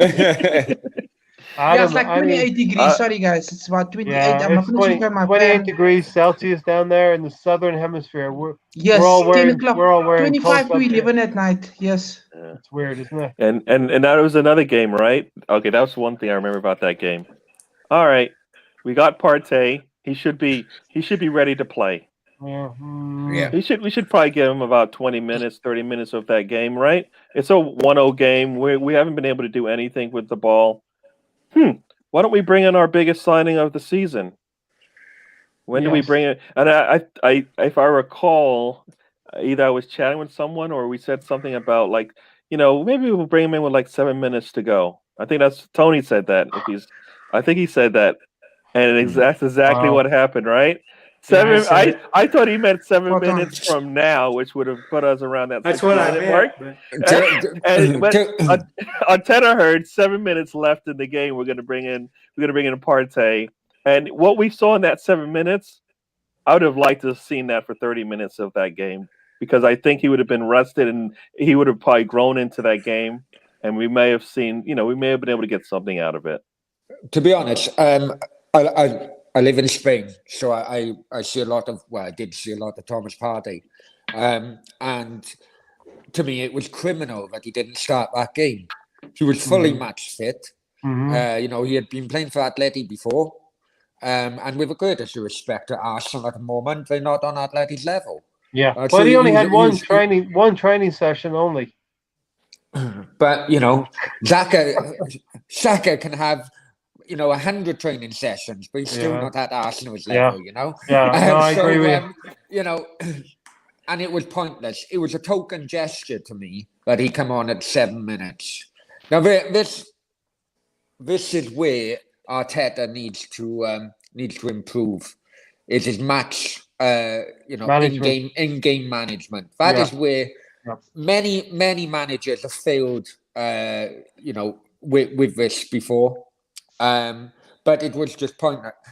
I've only really seen Partey as a defensive midfielder, breaks the ball up and gives it to the people who can create the opportunities. That's really what I've seen, because in an Atleti shirt, and it was the wrong time of game. Arsenal wanted to get another goal. Why then put a defensive midfielder on? It really. I think Stan said it was in his contract, so he had to get paid. Oh, I know what Stan is getting at. But I'm not gonna comment at the moment. All right. I mean, as much as we talk about Partey as a defensive midfielder, I see him trying to make that progression and push the ball up, which I do like about what he's trying to do, and what I mean, he sees where we need to get the ball, and he's willing to do that if we give him the ball. But that's not going to happen overnight, though, is it? No, I know. It's at the end of the day, Partey's 28 now, I think, isn't he? At that age, it might 27, 28. In the late 20s, if you buy a world-class player, you just play him and tell him to do what he's world-class at. Adam, is it true? Is it true, Adam, that Diego Simeone restricted his game a little bit? From your doesn't Simeone restrict everybody's game, because that's the tactician he is. Yeah. All right. Let's draw a line on this. Just one sec. Partey come through the youth ranks at Atleti. Now, Simeone's been manager of Atleti probably throughout his professional career, which would also have meant that the junior teams still had the same Simeone mentality, even though he wasn't managing them. He was only managing the first team. So Partey would have grown through his life of being a footballer with the same defensive mentality. Yeah, I see what you're saying. Okay, let's get into. We're going to do the Europa League 3 games as a group. Mahir, I'm going to come to you next. GK, thanks for the comment. And I feel like the comments have flown by, the conversation has flown by, and it's two avenues, and I'll try and weave them together here. GK says, Mahir, I feel the academy, and he's trying to get a high score there or something. I feel the academy players are so undervalued when it comes to pushing them through. So weave that into the Europa League games. The academy players, Mahir, they've seemed to excel in the Europa League games. That's where they get their confidence from. I mean, you give them a chance to show even the senior players where passion actually comes from, what it means to actually play for the badge of your club. They say, there's a famous saying, play for the name on the front and they'll remember the name on the back. Yeah. And that's exactly what it is. They are undervalued. they should be given a run. And Arteta should be able to see that when a player is on form, you should even give him a chance. If you lack creativity, why not give the likes of a Joe Willock, who's been performing in the Europa League, a start in some of these what they would consider smaller games in the Premier League? But give them a shot. Give them a shot. Who knows? That could be a missing piece of a puzzle as like a substitute player, like a what I would call a power substitute.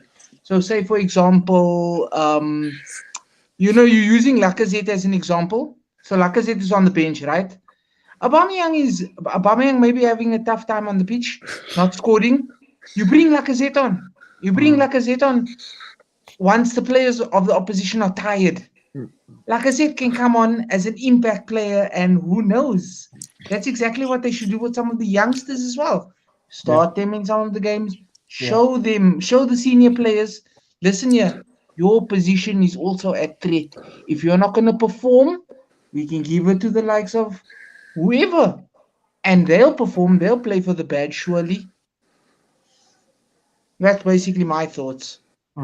Yeah, then my opinion is these players need to get into the team. They're knocking on the door. They have been for the last 2 or 3 games. Not so much the Rapid Vienna game, because a lot of the senior players went there. Thomas Partey played there. I didn't think he would to get his fitness up. He only gets 5 minutes against City, but he gets a full game against Rapid Vienna. That doesn't make any sense to me. Doesn't There's make any sense. a lot of things that we can question here. We can support the manager and still question what he's doing. What about playing Emil Smith Rowe also? Like, Emil give the Smith Rowe youngster a has, shot. in fairness, he has been injured at times. Tony, what's your take on the 3 Europa League games? 2-1 Rapid Vienna win, Dundalk 3-0, Molde 4-1. It's all wins we should have easily got against. Be careful what you say opponents about Dundalk now. Be careful what you say about Dundalk, my homeland. And we fielded really strong teams for the most part. It's results we should have got. We should have actually got probably more goals and conceded less. But Yeah, Gary, the important thing about the Europa League is it is a level below the Premier League. It's probably several levels below the Premier League. We're now essentially safe in the group. We have 3 games to come, coming into a difficult 6 weeks up till the end of the year. We should really just treat those games with the least amount of respect as we can and focus on the Premier League, right? Well, I don't think I would say it that way.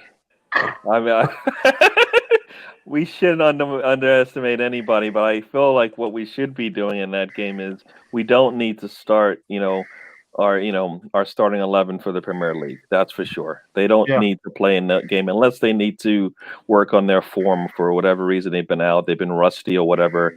If the coach sees some reason to bring them in, then that's a good reason to bring them in to get them ready.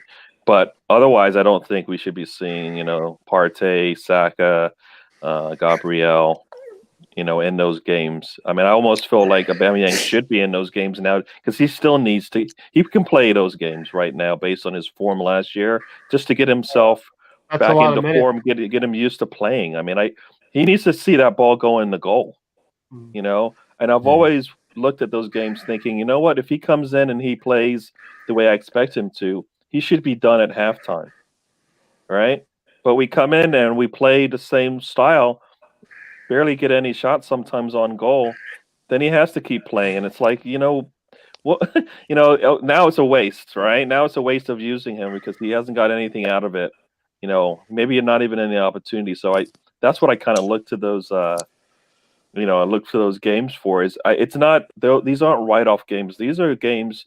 These are the only reason why we have Martinelli and Saka as viable choices for us when they're healthy is because of these games. So these are stepping stones. I mean, Willock is showing that he should be able to get on the bench because of his play. Reece Nelson's showing that too. They're showing us something out there on the field when they come out there, that there are opportunities out there for them. Even Eddie is showing that as well. I mean, I would like him to shoot more, but we're seeing something out of the youngsters when they play From in 6 those yards games. out, he can shoot, right? We're seeing, just take a shot. I mean, it used to think. I mean, I always go back to. I think all of us who ever played soccer when we were little, when you got inside that box, what was the last thing you're thinking about? Passing it to anybody. The first thing you're thinking about is taking that shot, putting it on goal, scoring it, putting your hands up and running back to the middle of the field, right? I mean, that's what you do. You know, you get in the box, you shoot, you score. That's what we should be looking to get out of these games, especially the fact that that's where those where our needs are right now, are in the attack. So I don't mind if we give up 3 goals in these games if we score 6, right? That's kind of how I feel at this point. Because we need to work on our attacks going forward more than we need to have, because we know we have a plan on the back. You know, we know that if we put Mustafi back there, things could go a little, weird, with the way he plays, right? We know that. So it shouldn't be a surprise when it happens because we know it's there. But we do want to see these guys moving forward and attacking with some kind of a plan, and we want to see that. And that's kind of what I feel like we want to get out of these games. Sorry for rambling on. I don't know. No, not at all. You're covering 3 games in one go here. Adam, what's your take on the Europa League? I mean, Arsenal are lucky. We're lucky to draw a very, very soft group. To be honest, I thought Rapid Vienna would be a tougher game than what they were proved to be. Maybe I'm thinking of Rapid Vienna in the '85 European Cup Winners' Cup when they played Everton, where they had Austria had a strong national team as well. But in my opinion, Chelsea have basically got a production line of youngsters, and it comes to a point by the time they are 20, 21, 22, if they haven't made it, they sell them. You loan the youngsters out. If you don't want to play them, if they're not included in a squad, then don't wreck their career. You loan them out and see if a lower team is willing to take them on. And yes, you will gain a transfer fee from it. Football, unfortunately, has become so focused on being a results industry now. I think managers panic even at the thought of putting a youngster into the first team to start a game, and you can't. In one way, you can't blame them really, because their job is on the line, and their income and credibility is also on the line as well. That's why, like Mourinho, he's got nothing to lose though. Adam, he's got nothing to lose right now. You could say that about a defensive player. If I'm really honest with you, on social media, Arsenal fans have really been going at Arteta since the 3-0 defeat at Villa. I don't think he's in the right position at the moment to try youngsters in the first team and to gamble on whether they perform or not, or whether they can sink or swim. But that is where the UEFA Cup comes into it. They probably qualified now by winning all 3 games. Pretty much. So use that. But what annoys me then, as clubs progress through, for example, the UEFA Cup, the youngsters who get them progress throughout that competition, in the later rounds, all of a sudden they drop for the better ones, because they're playing the stronger teams. That must really hit confidence in a youngster. So there's a fine balance to be had. If I'm a young player and I'm playing well, I would expect to step up and you're playing in a team which has progressed through a competition, and then semi-finals come up, you're up against a Napoli or an Atletico Madrid, and all of a sudden you're all dropped. That must really hurt confidence. Confidence-wise. Well, like you said, the manager's in it for the results as well. That's right. I mean, Mahir, the Saliba thing is strange. Adam, Mahir is just going to leave us now, right? Just like that. Just like the Roadrunner. You're off. Meep, meep. Adam, thanks so much. Tony, Gary, Stan, the panel. Much love to you guys. Much love to all the subscribers. Nice meeting you, my friend. Thanks, guys. All right, see All ya. right. All right, Thanks, Mayor. Cheers. Take care. Meep meep. Yeah, it is a tough one, Adam. But You know, the also, Saliba thing is a strange one.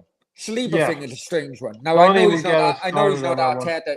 He's not Arteta's signing. I can understand that. Yeah, neither is Pepe If he- as well. So that's If he doesn't rate dangerous. his Saliba, then either cash in on him or let the guy go out on loan because potentially, you know, you're hurting his career. Yeah, Tony, GK said he's been gambling on Willian, Laka, and Bellerin. What do these guys do? And, suddenly, lately, he's got the memo about Granit Xhaka as well, which he'll be happy about. He really hasn't been playing Lacazette that much. I can see the other two. Yeah. All right, so, Gary, we're into the last three Premier League games, and it makes for it's 2 downs and 1 up. We'll take the Leicester City game in unison, and in unison he played Partey, Granit Xhaka, and Ceballos all together in midfield. Yeah, and so we assumed that would be a game that we would be able to have a good attack against them because they were missing Vardy, right? So that midfield They were missing Vardy. Yep. Yeah, I Yep. mean, so you take Vardy out, and that team is, shouldn't be able to compete with us if we're yeah. we've got our full 11 out there, our best 11 according to Arteta, right? So he's got a plan that that means we should be able to attack, but they did to us what we do to the big teams, right? They kind of sat back and said we can absorb all of this. If you don't score, we've got somebody in reserves that can come in and maybe get something out of the game. And this takes me back to when we had Giroud. If it was a tight game and you knew if you could keep the game close, right, you could bring him on. Yep. Yeah. It doesn't matter whether you're up, down. It doesn't Different matter kind what. of option. You just bring It's a him plan on. B. It's a plan B. Yeah, Mhm. you bring them on. You know what's going to happen. We don't currently have that, or we don't have a plan for anybody who comes in. That when they come in, look, we're going to be looking to them because they're going to change the game somewhat. And we didn't have that in our back pocket, so we needed to take the game and take it early, right, to get them out of their shell that they were in. We weren't able to do that. I believe we had many shots in that first half, and they did take a goal away from us, but I don't think we lost because of the one goal they took away from us. I think we needed to score 2 anyways because we knew that they had Vardy on the bench, right? Yeah. So that a 1-goal tie would still be it would be disappointing, not as disappointing as a loss, but it would have been disappointing that we didn't get all the points. Yeah, and as I had said to you, Gary, last season we drew 1-1 with Sheffield United. We were able to beat them. I was looking for that progression to happen with Leicester City, and it didn't happen, unfortunately. Yeah. They lay in wait for us. They are very, very Adam. Leicester City are a very clever team. They're well drilled. They know they've got professional veteran players in there. Been there, done that. They laid in the long grass and waited for us. And they knew at some point in the game, Granit Xhaka would drop into that left back slot. Because that's what Granit Xhaka had been doing when Tierney was going forward. But also you got to remember that like that Man City game we had towards the end of the season, what happened before the game started? All right, who was going to be our starting right back, right center back at that point, right? It was going to be Holding, if I recall, right? Mm-hmm. And for, we scripted it exactly, the way he can't play, he gets hurt in warm-ups or whatever. You got to bring in Luiz. Luiz actually had a really good game, right? But if I recall, and then we lose Luiz too, right? So if I recall, right, I don't know. I think that's what happened in this game because he got injured. Yeah, so he got injured, but I think Holding got injured as well, right? I think Luiz was able to come back and play, but I think to start that game, I think Holding was slated to start, if I recall. I don't know. I might be reaching. Maybe I'm reaching back in. Yeah, I think that's right. His thigh was tight. Yeah, it was an injury. Yeah. As a non-Arsenal fan watching that game, knowing that Vardy wasn't in the team, There were rumours that he could start. He may not be 100% and so on. As the game, I don't know what you guys think, but as the game was going on, especially when certain, you said players went off injured, but you could see the Arsenal team tiring. And it had Vardy to come on 1-0 Leicester written all over it from Written all over. probably about the 75th minute on. I didn't want to hear that. No, but you could even the the youngest of us of football fans watching that, you knew what was going to happen. And again, it boils down to man management. I got a lot of time for Arteta. I can see what he's. I can see what. And we need to put a bit of context into this as well, Adam. He's not even 40 games into his exactly. So going back to Steve Denham's point, I'm not killing Arsenal on every comment. Yeah. From I don't know if he was completely serious about that. I thought he might have been kidding as well. Well, I hope. Well, if he is. But his man management, his man management, his amateur at times. It is amateur at times. Yeah. And in all fairness to him, he's learning on the job. You can't really fault him for that. But to the most amateur of football fans out there, you could see Vardy was going to come off the pitch 75 minutes and get it. And it's. If I was an Arsenal fan, I would be impressed, of how that game worked out. Yeah, and Tony, I was hoping this was the game that Vardy would not score. We would get a clean sheet, and we'd be given the goal that was disallowed or taken away from us. You know what I mean? By VAR. Supposedly, Granit Xhaka was in the eyesight of the Danish goalkeeper, forget his name now. Schmeichel. Yeah. He's actually behind him though. I don't funny. get that view thing. If he's behind the goalie, how he could affect the goalie at all. Right? And then when they did something, I think it happened later in another game where the person was in front of the goalie, they didn't say a thing, right? And it's like VAR and all that crap is killing the game. It's absolutely killing the game. We're going to go for another 15 minutes here, and VAR would take all of that by itself. I know. But Tony, sucker punch, like Adam said, like Gary said, we knew Jamie Vardy was going to come and be the villain of the piece against us. That ball is perfectly dropped over the head of Granit Xhaka, who's not mobile enough. Gabriel's got to come over. He's stuck in no man's land. Gabriel's in a very difficult position. He's left in no man's land. Zoc is slower than the slowest snail in the world. And just exposed us there. I didn't see. I'm sure he's probably quicker than some Cardiff City players, so you can't be that bad. Yeah, maybe. Tony and Xhaka have some previous as well, Adam. Me and all the Cardiff City players have previous after their performances lately, so don't. Yeah, so a bad goal to give away, Tony, but they've been waiting for that goal. Yeah, it's in the cards. Everybody could see what was coming. Like I said, I never seen the advantage of us playing with a 3 men in the midfield. We look more strong with a back five, with just two in the midfield. To go back to Gary's point, if we played Partey more minutes in the City game, Arteta might figure out you can't play those three players in midfield together.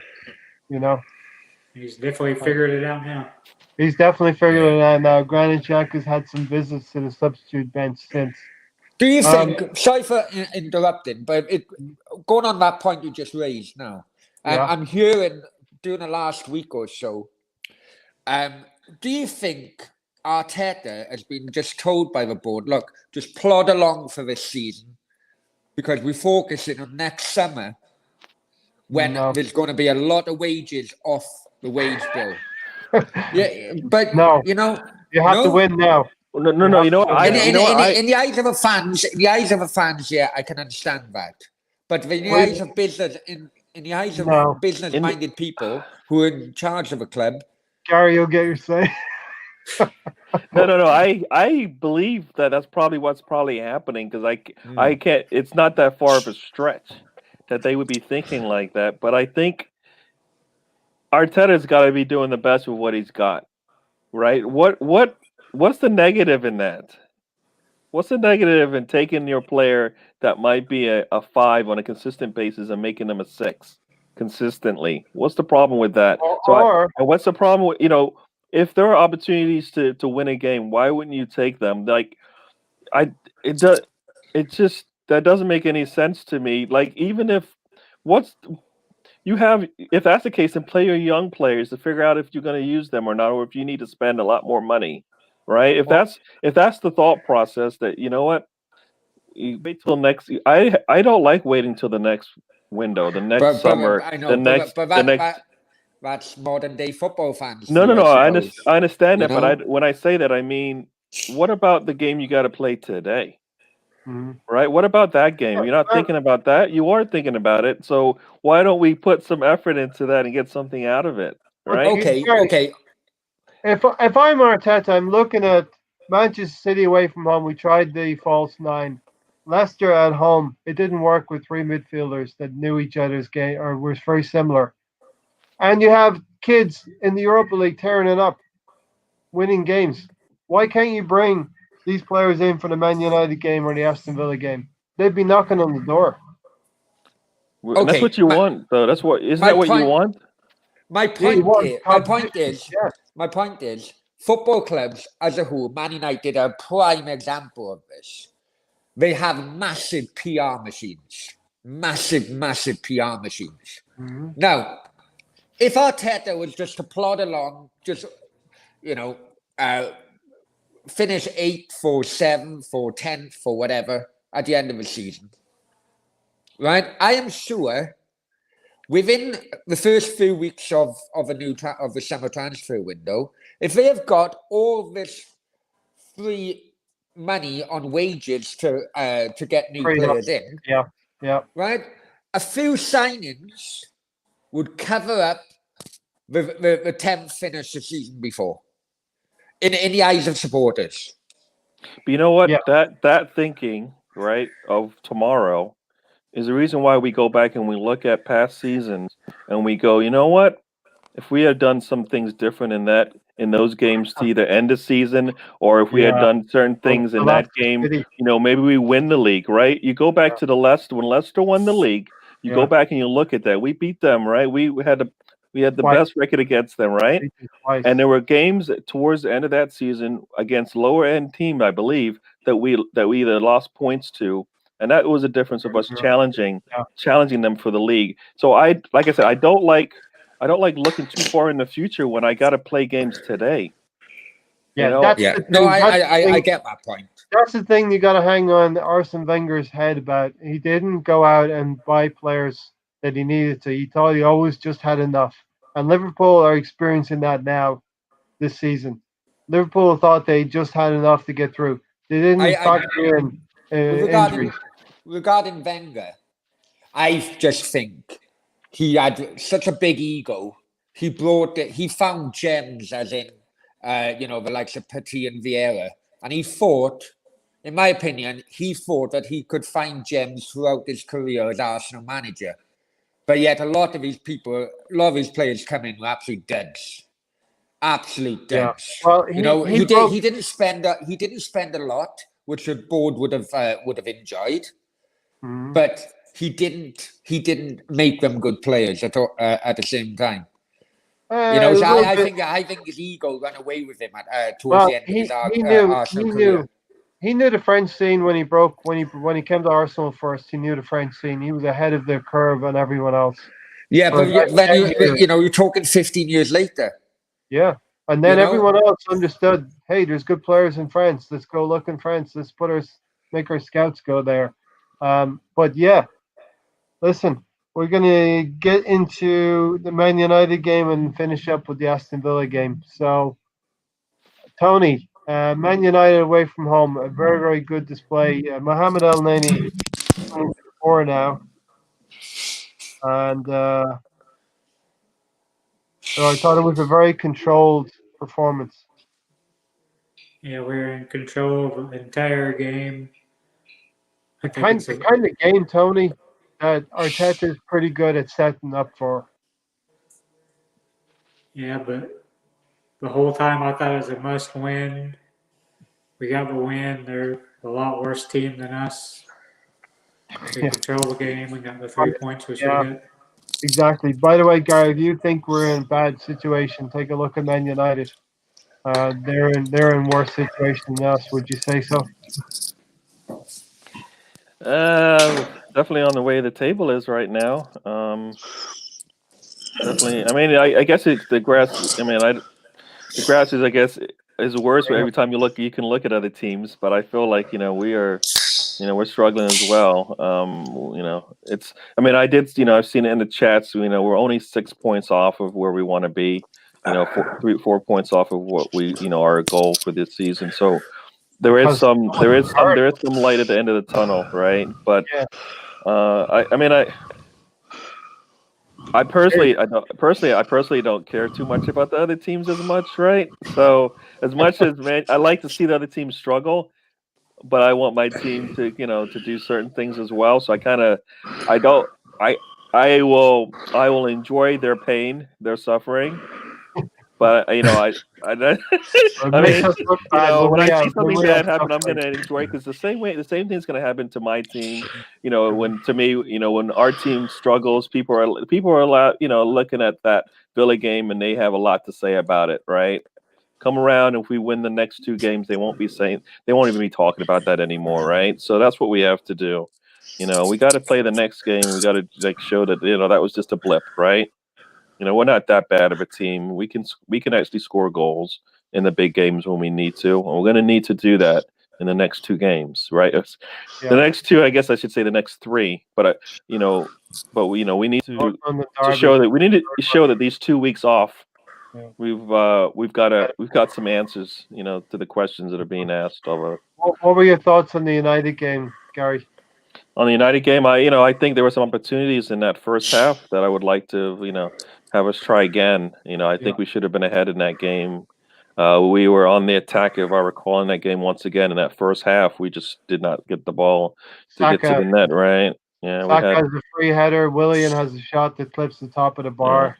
Yeah. I mean, we had. And you then know, we needed to continue that in the second half. And for whatever reason, probably getting tired, maybe a defensive switch or whatever it was, we didn't get those opportunities right in the second half. So we went from holding them to whatever a small number of shots, and then starting to getting, them getting more opportunities. I mean, I think at one point when we got the 2 yellows, I was a little wary that we weren't going to be able to hold it, because Rashford had both of our center backs had both yellows, and we're like, can we hold on? And we were able to do that, right?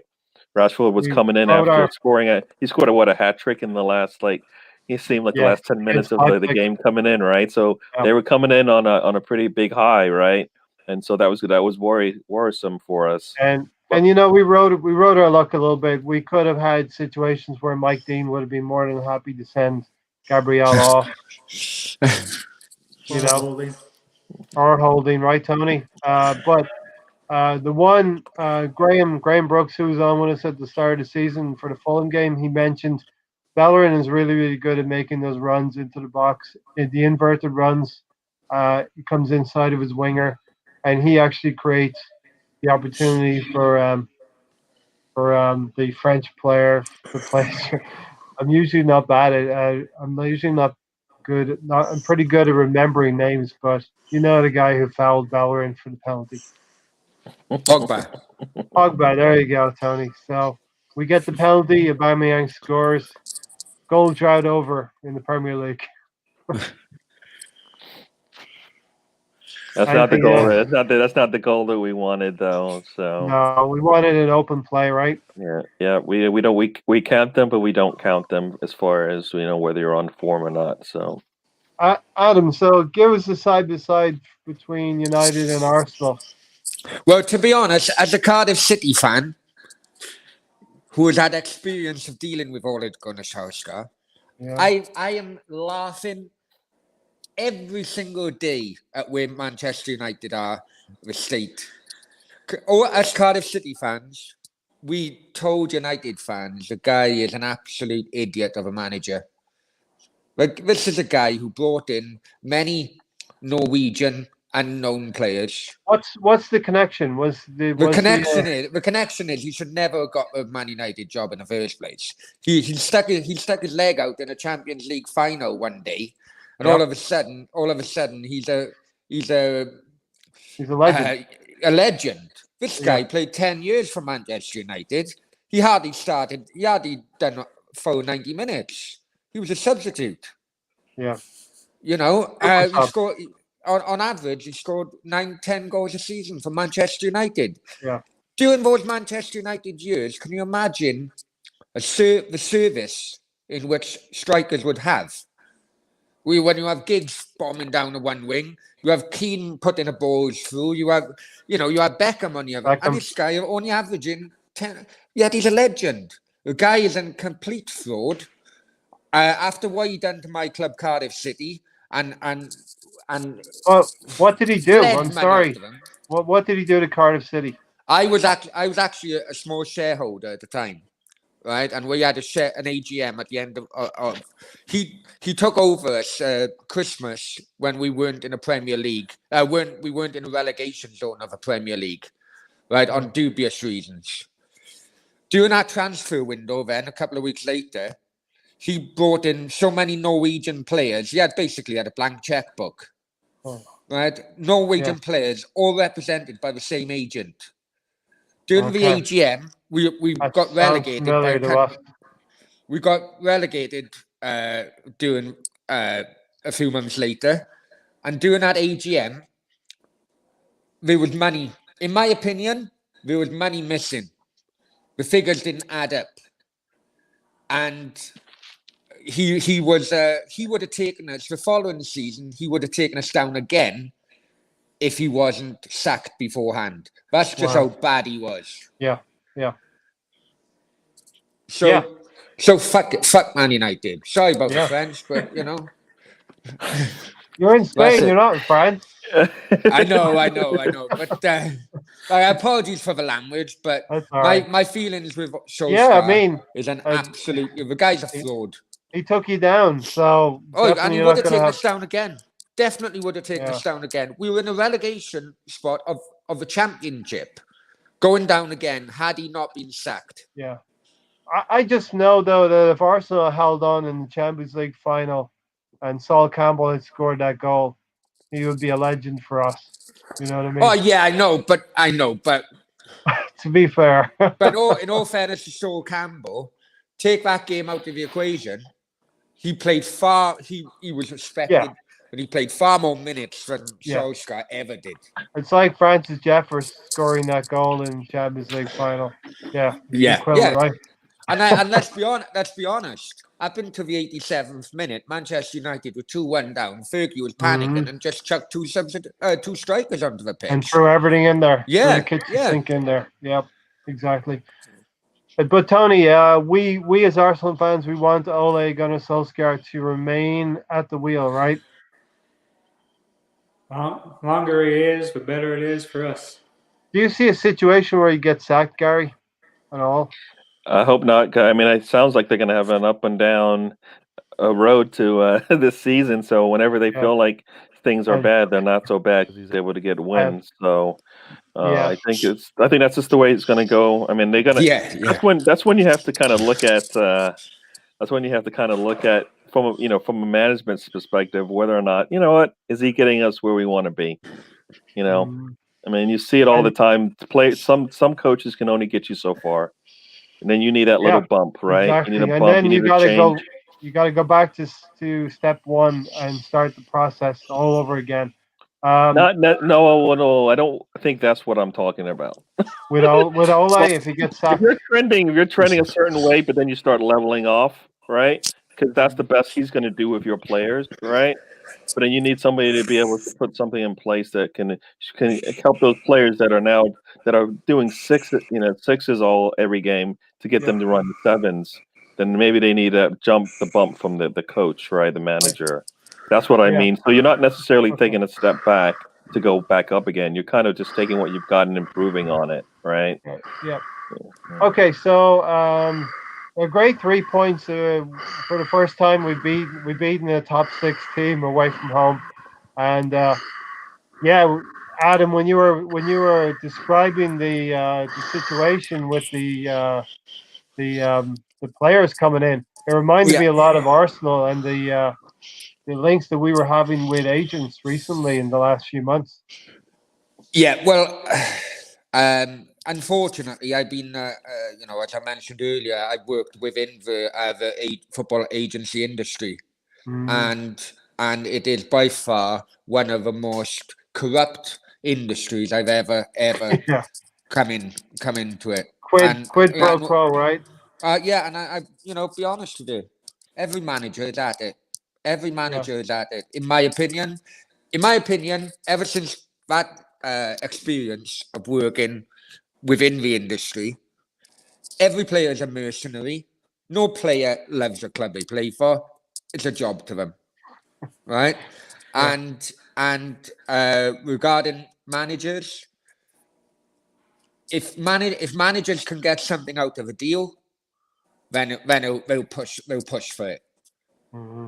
Yeah, You know, absolutely. the problem is Vincent Tan. All right, He had an we ego. won't go there. No, but he given I can see it's painful. a free check. Oh, too right. You give him a free checkbook. You've given, and there's no checks. You know, you just do what you want. Bring these players in.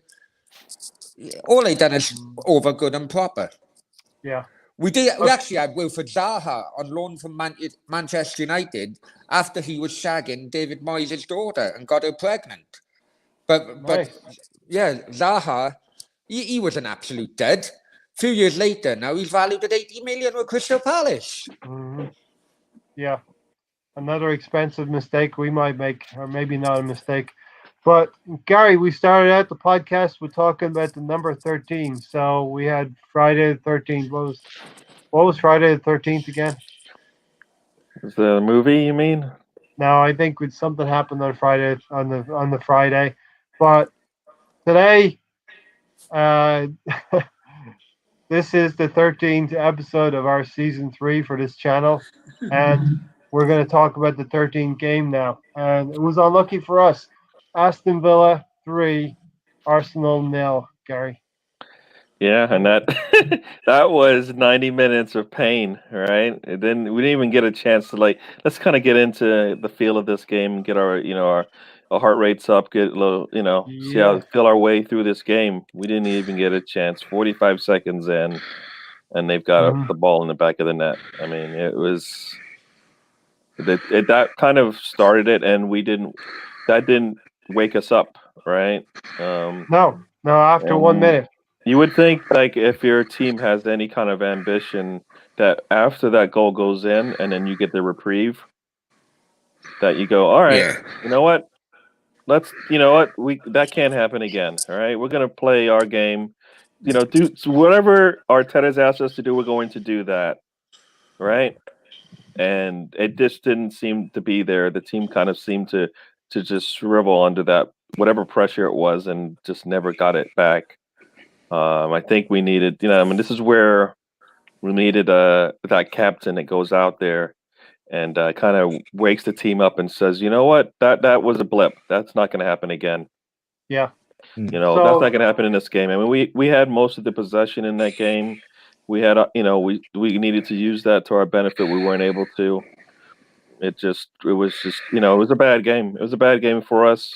Probably, the worst game of the season by far. Hopefully we learned from it. That's kind of what I want to hopefully get out of that, is that we learned something from that game. I'm hoping, when you were saying it was just a bad game, I'm hoping that Arteta's not just thinking it was just a bad game. You know what I mean? That something more happened. There was no hard work. There was no. We talked about no humility in the Brighton game with Guendouzi. I saw something to that effect in this game as well. The first thing in football is you need to work hard to win your individual battles. That's the number one thing in the game. If you're not beating your opponent, your individual opponent, you're not going to win the game. You don't win the game very often when that doesn't happen. So you have to have the heart, you have to have the humility, and you have to have hard work, right, Tony? Yeah, just this game, we showed absolutely no passion. It's a complete shit show. Nobody was showing desire. We were playing the last game of the weekend. We knew what we needed, and just nobody wanted to Oh put in yeah. effort to get the Don't get me result we started needed. about the last game of the weekend because we're going to have Wolves. Wolves will be the last game on the weekend for us as well, and it's so difficult when you're 11th in the table. All of the other teams play, and they're gaining points, and they're jumping above you. And so, Tony, but we couldn't underestimate the players, the Aston Villa players. I think we underestimated them a little bit. Yeah. They are really good ball players, and Grealish is freed up now because they've gotten a goalkeeper from somewhere that's made them better. I don't know where they got that goalkeeper from, but they're a better team. Grealish is able to look forward more than looking back now. Yeah, we didn't pay him enough respect. Like I said, we just never showed up for the game. We just didn't Yeah. seem bothered.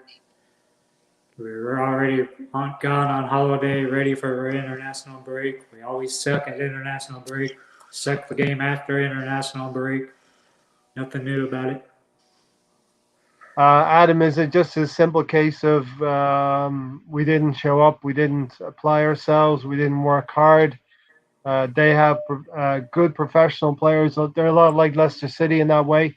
I think they've grown up a lot in 9 months. They've got themselves a goalkeeper, and they've got themselves a striker from Brentford, who's a good Yeah. striker, Ollie Watkins, and they got Ross Barkley, who's in a good system with Grealish. But you know the key. I think the key to all this is Gareth Southgate messing with Grealish's England chances. Now, the reason I say that is because when you mentioned about the disallowed goal after 2 minutes, it should have given Arsenal a kick up the backside.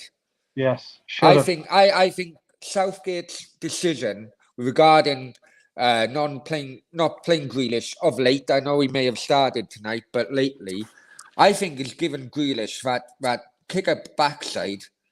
Where he's not just performing against the poorer teams in the league anymore. He's making that step up. Yeah. And you got the Euros next summer. Yeah, and I just wish he was Welsh. But you can't have everything. Well, you know what I wish as well, Adam? I just hope, if I can just hang on 1 second, I just hope for football fans as a whole, Grealish doesn't become Paul Gascoigne 2.0, as in ego overtakes him, and an injury which should never have happened, in that FA Cup final, basically, hit his career in a big way. Grealish, he's a young guy. He has made mistakes, but now it's time for him to knuckle down and perform both off and on the pitch.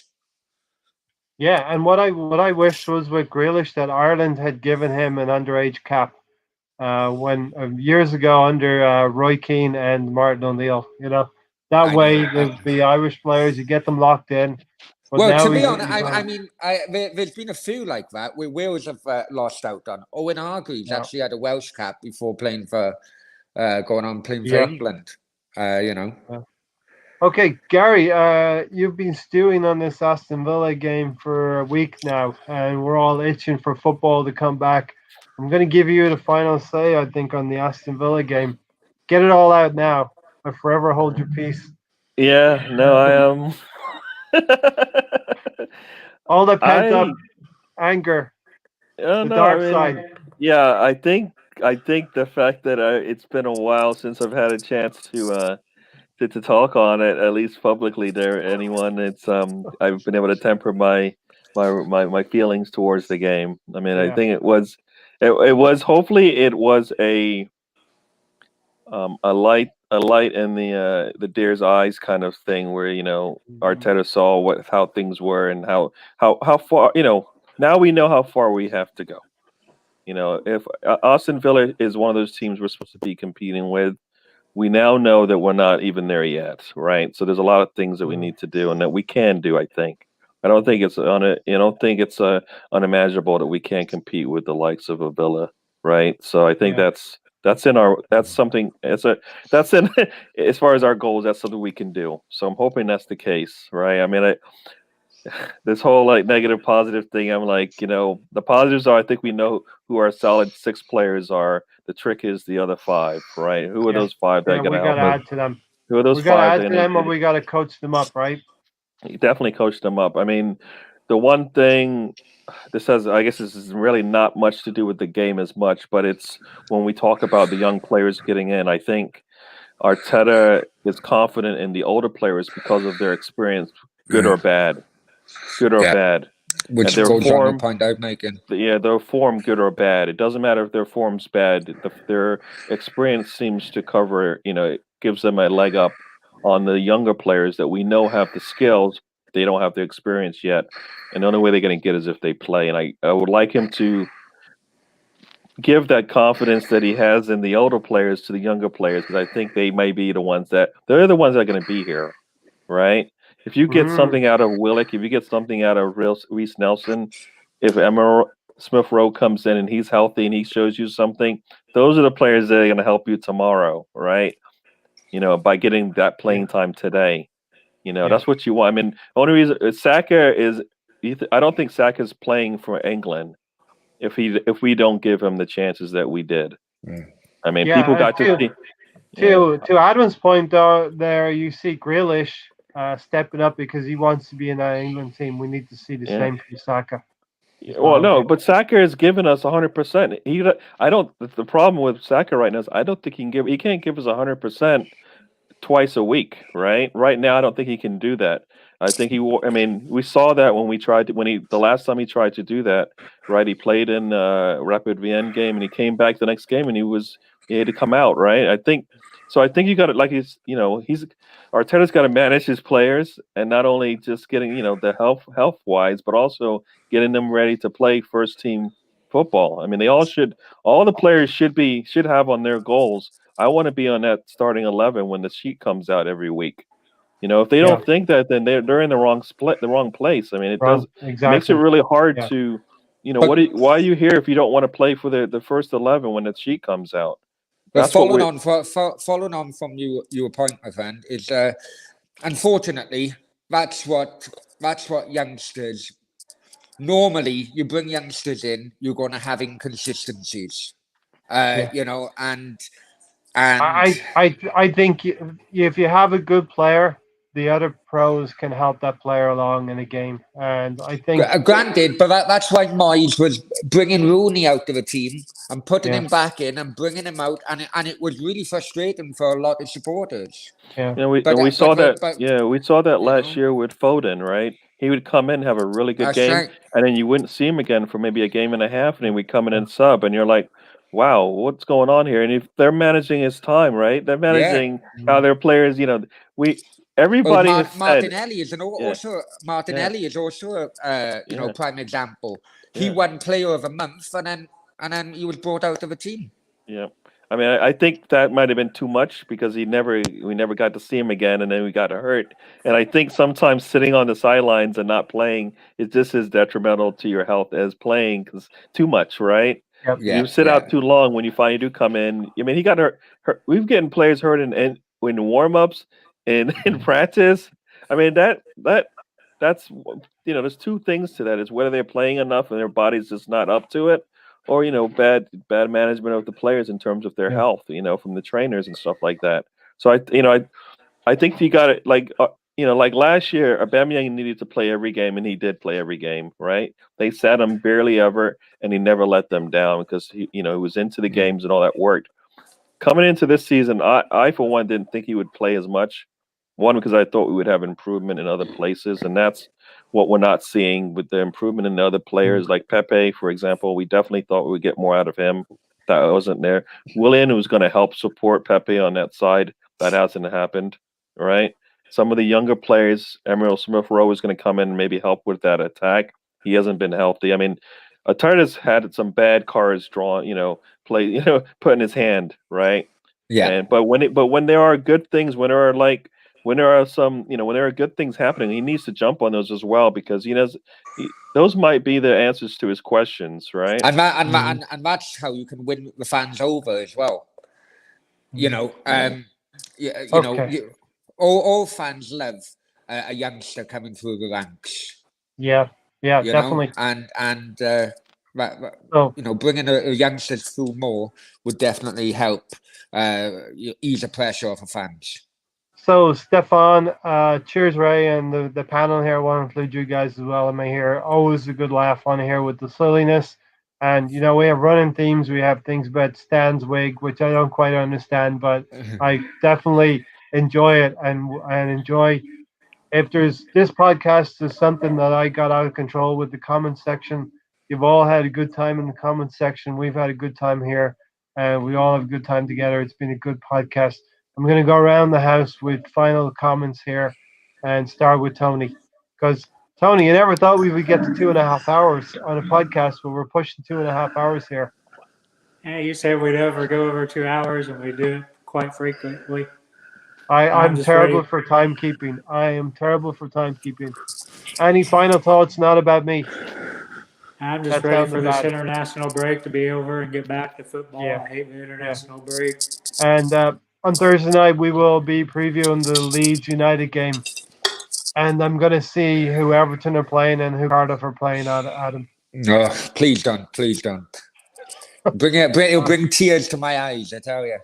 And we still have a bet about who Everton, who's going to finish above each other. Yeah, I'm confident. I'm confident. I think Everton will spend big in January again. I will agree with that. Everton will outspend Arsenal in the January transfer window. Because I think they can see Europe now being a realistic target. And we generally, for whatever reason, don't do business in January. So, thanks for coming on, Adam. We'll have you on again. I appreciate it as a non-Arsenal fan. It's good to get their perspective as well. Exactly. So thank you very much for your invite. Yeah, thank you. Yeah, no problem. I hope that it's the first of many. Absolutely. Gary, your final thoughts? Yeah, like Tony said, I'm looking forward to the end of this interlull. Tell everyone it's nearly over. Tell everyone the wait is nearly over. It is almost over. I think it's 7 days, and then we play, right? Like you said, in 4 days we'll be talking about the upcoming games of the weekend plus our game. We'll see who's come back healthy, who's not coming back because of whatever reason. And then this is it for a while, right? I think this is it until next year, right? There's none of these breaks or something like that. So this is it until the spring. We have a hectic schedule coming up in the next 6 weeks. Yeah. Well, listen, I want to thank everyone for watching this super, super long podcast. If you broke it up into chunks of 30 minutes of time, I would totally understand that. And Mr. Bungle, thanks for joining us as well. Had a great time reviewing 13 Arsenal game.